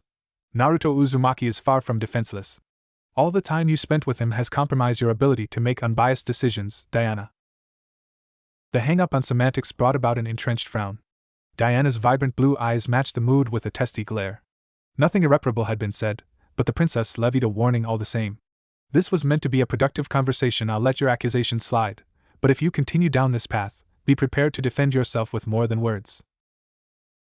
Martian Manhunter made an effort to pacify the brewing tension before it bubbled beyond containment, and someone did something they'd regret. Please, friends, let cooler heads prevail. That's the problem. No one is acting out of emotion. It's what makes the lack of faith in Naruto even more damning. And I've had enough. I won't let this go in silence. Forget holding her tongue for the sake of making everyone comfortable. Diana believed in what Naruto was doing, and the respect she had for Naruto wouldn't allow her to stand by as someone tried to diminish the good Naruto did. No matter what we think of him personally, Naruto Uzumaki is a threat. We'd be wise to treat him as such. A disgruntled Flash openly scoffed at Batman's rationale. His reasons rang hollow in the speedy superhero's ears. Paper-thin and personal rather than logic-dictated behavior. You might be on the wrong side of this one, Bats. You know who you sound like? Lex Luthor, corrupt government officials, and Ra's al Ghul. Not my kind of crowd. Hal rolled his eyes at the bit of dramatics being played out. Don't get your feelings in a bunch, Barry. Batman is just doing part of the job. If we don't treat threats with serious gloves, then good people get hurt. You'll have to deal with a little bit of warranted suspicion.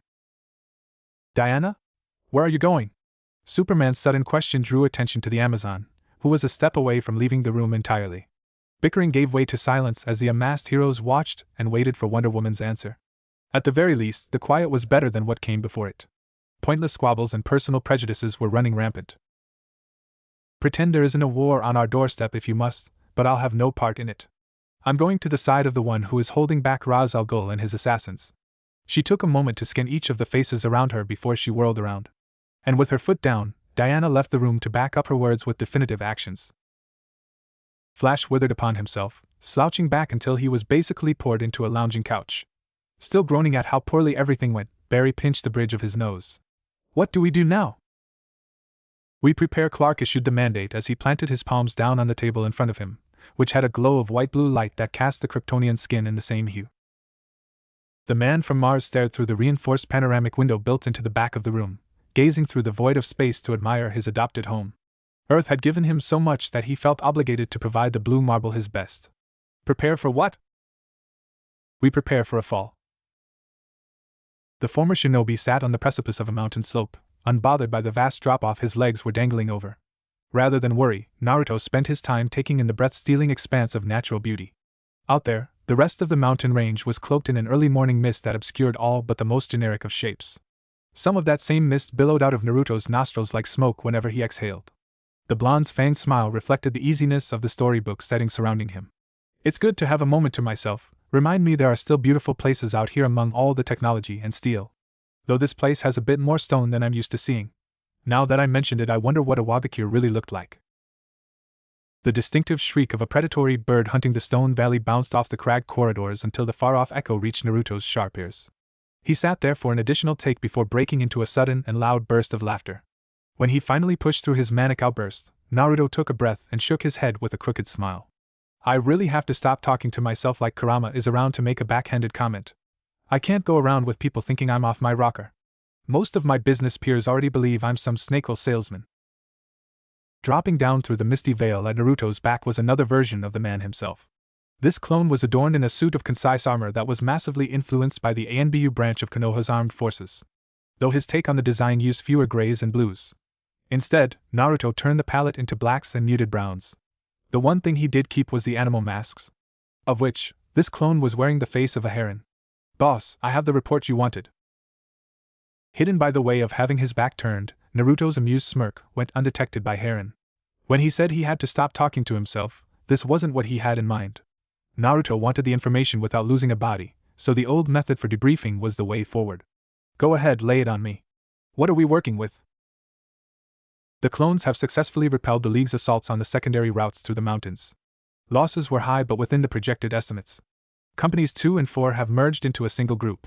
But other than that, everything is proceeding smoothly. Heron stood at attention, both arms folded behind his back. The clone's soldier stance represented the determination etched into Naruto's soul. A strict discipline earned through mistakes and successes. Standing up with a sigh, Naruto dusted off the top of his pants and stretched the stiffness from his joints. When he turned around, his amethyst eyes met the emotionless facade of the ANBU mask. How many assassins are moving toward the pass? Our count puts the enemy forces just north of 125 hostiles. Heron's clinical reply came just a step behind Naruto as creator, and clones stepped steadily toward the preordained ambush site, where the other clones were waiting and where the enemy would soon arrive. Until both versions of Naruto vanished in a leaf-blown shunshin. Naruto transitioned out of the common shinobi travel technique, landing at the end of a stone-framed passage. The rocky corridor in front of him went on for at least 100 yards. He took a breath, then gestured at the high mountain walls on either side with a tilt from his head. Naruto gave his clone the order. Join up with the rest of your brothers. I'll be the bait. When the moment is right, don't hesitate to give him hell. Heron's compliance meant leaving Naruto by himself on the ground below. The stone at his feet was silent as the grave, and the wind absent. All that was left for Naruto was to sit and wait for the enemy. Literally, it was the proverbial calm before the storm. In his earlier years, he'd be too fidgety to make the most of this moment. However, after countless brushes with death, Naruto finally learned peace in these pre-battle silences. Shinobi life would do that to a person. Naruto was stirred by the chirp of a singing swallow. Fire Country's most prevalent flyer was the signal that Ras Al Ghul's legion of assassins were on their way. It didn't take longer than a few seconds before Naruto saw a dot in the distance become a blob of black color that went from brisk forward momentum to a deadened crawl when they noticed him in the middle of the path ahead. For a moment, no one said a word. Both the assassins and Naruto himself were too busy sizing up each other to talk terms. It wasn't a surprise that the shinobi-turned-CEO was the one who offered a silk-wrapped olive branch. Turn around and spare yourself the battle. Go back and meet me on another battlefield. There's no need for you to die forgotten in some dusty mountain. His offer was met with the bristling of drawn steel. The group of assassins didn't sound off, but their reply couldn't be clearer. Naruto sighed at the short-sightedness of his dogmatic opposition. He expected this type of response, but that didn't make it any less disappointing. Scratching at his right eyebrow with the ring finger on his left hand, the blonde Uzumaki made their fates clear. If that's the case, you have no one to blame for this but yourselves. The words swept over the stone hallway, wafting over his foes but also triggering movement above. 10 unique masks stood tall on each side of the choke. By the time the assassins saw Naruto's ANBU squad, the rain of gleaming kunai descended on them, followed by the solemn statement of chakra being made a weapon. In a second and a cloud of flex life force, 20 kunai turned into a hellacious hail of 60. Kunai Kage no Bunshin. Benevolent at his core, Naruto wasn't incapable of doing bad things. This was one of those times. An instance where he closed his heart to the guttural death keels of men and women being slaughtered. His clones funneled them to this place like cattle, and now they died the same way because of their damned pride. When the soft whistle of death finally subsided, there were still a handful of assassins standing beneath individual barriers. Sorcerers Raz hid in their mix. He applauded the ingenuity, but it wouldn't save them. Snake boar tiger snake. Earth style is my weakest, but all the rocks here help. Naruto slammed his chakra-wrapped hand into the ground. Dropping to a knee, his head flipped up as he called upon the earth for assistance. On command, the stubborn crust flinched with a shuddering groan before it violently snapped shut, crushing the remaining assassin soldiers into a bloody mist and pulp. The echo left behind vibrated off the natural walls before the valley went deathly silent. Naruto's hand released its grip on Mother Nature, surrendering his authority over the environment. This allowed the choke point walls to slowly shift back into their previous positions, just with the added benefit of blood stains dripping fresh down the flat surfaces. Up above, with the job done, the clones Naruto created saluted in unison before they vanished in 20 simultaneous plumes of smoke. A brief wince of mental feedback blasted him. That quickly turned into Naruto spinning around and trying to leap away from the cleaving arc of a sword. Slash. Rip. Tear. Head, you're faster than I gave you credit for. Naruto's comment was half a compliment with a minor twist of surprise. His fingers dabbed at the drip of blood leaking through his torn clothes. The cut was barely skin deep, just enough to draw his life fluid to the surface. Strangely enough, the sight of crimson color dripping from his fingers was a welcome change for Naruto, who hadn't had blood drawn from him in years. The word for it was exhilarating. Thank you for getting your fangs bloody. It's been far too long since someone has reminded me that I'm still alive in here. Perhaps spending his days behind a desk had changed him more than Naruto previously believed. Those amethyst eyes in his head sharpened with iron as they ascended until Naruto was staring a hole through the one responsible for drawing his blood. The man's assassin armor was slightly altered, but he was no stranger to Naruto. They call you sensei, which is appropriate for the lesson you taught me today. The aged man with protruding white hair leveled a glare at Naruto, further emphasizing the harsh stress lines carved into his weathered complexion. You have been a thorn in our side for long enough, boy. The demon's head will no longer tolerate your interference. You have been marked for death. Wrinkled fingers twitched around the hilt of his crimson kiss blade as Sensei coiled like a poised cobra with an expression bearing just as much venom. Naruto chuckled quietly at the threat. So many names for little old me. Fool, tumor, and now thorn? I'm starting to think you assassins have an unhealthy obsession with me. It's almost flattering. Credit to the old assassin. Naruto's gentle mockery didn't have much of an effect past the darkening of Sensei's malevolent pupils. The assassin remained wholly unbothered by the attempts to get under his skin. That said, I do have a friendly piece of advice for you. Pride before the fall and a scoff before his definitive statement. What could you possibly teach me, boy? He had seen thousands of idealistic children like this boy die alone and forgotten.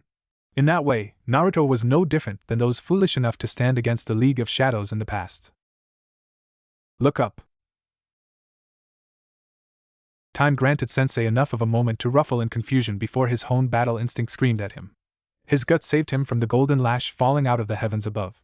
However, Sensei's delayed reaction came at the cost of his sword, which was roughly wrenched from the Elder Killer's grip and tossed far from his reach. Being disarmed was all the opening Naruto needed to close the distance and plant his foot into Sensei's sternum, blowing Sensei back into a tumbling ride on his back. When the elderly assassin regained himself, his gaze went back to his target. But Naruto was no longer alone. Standing by his side, shoulder to shoulder with him, was Wonder Woman.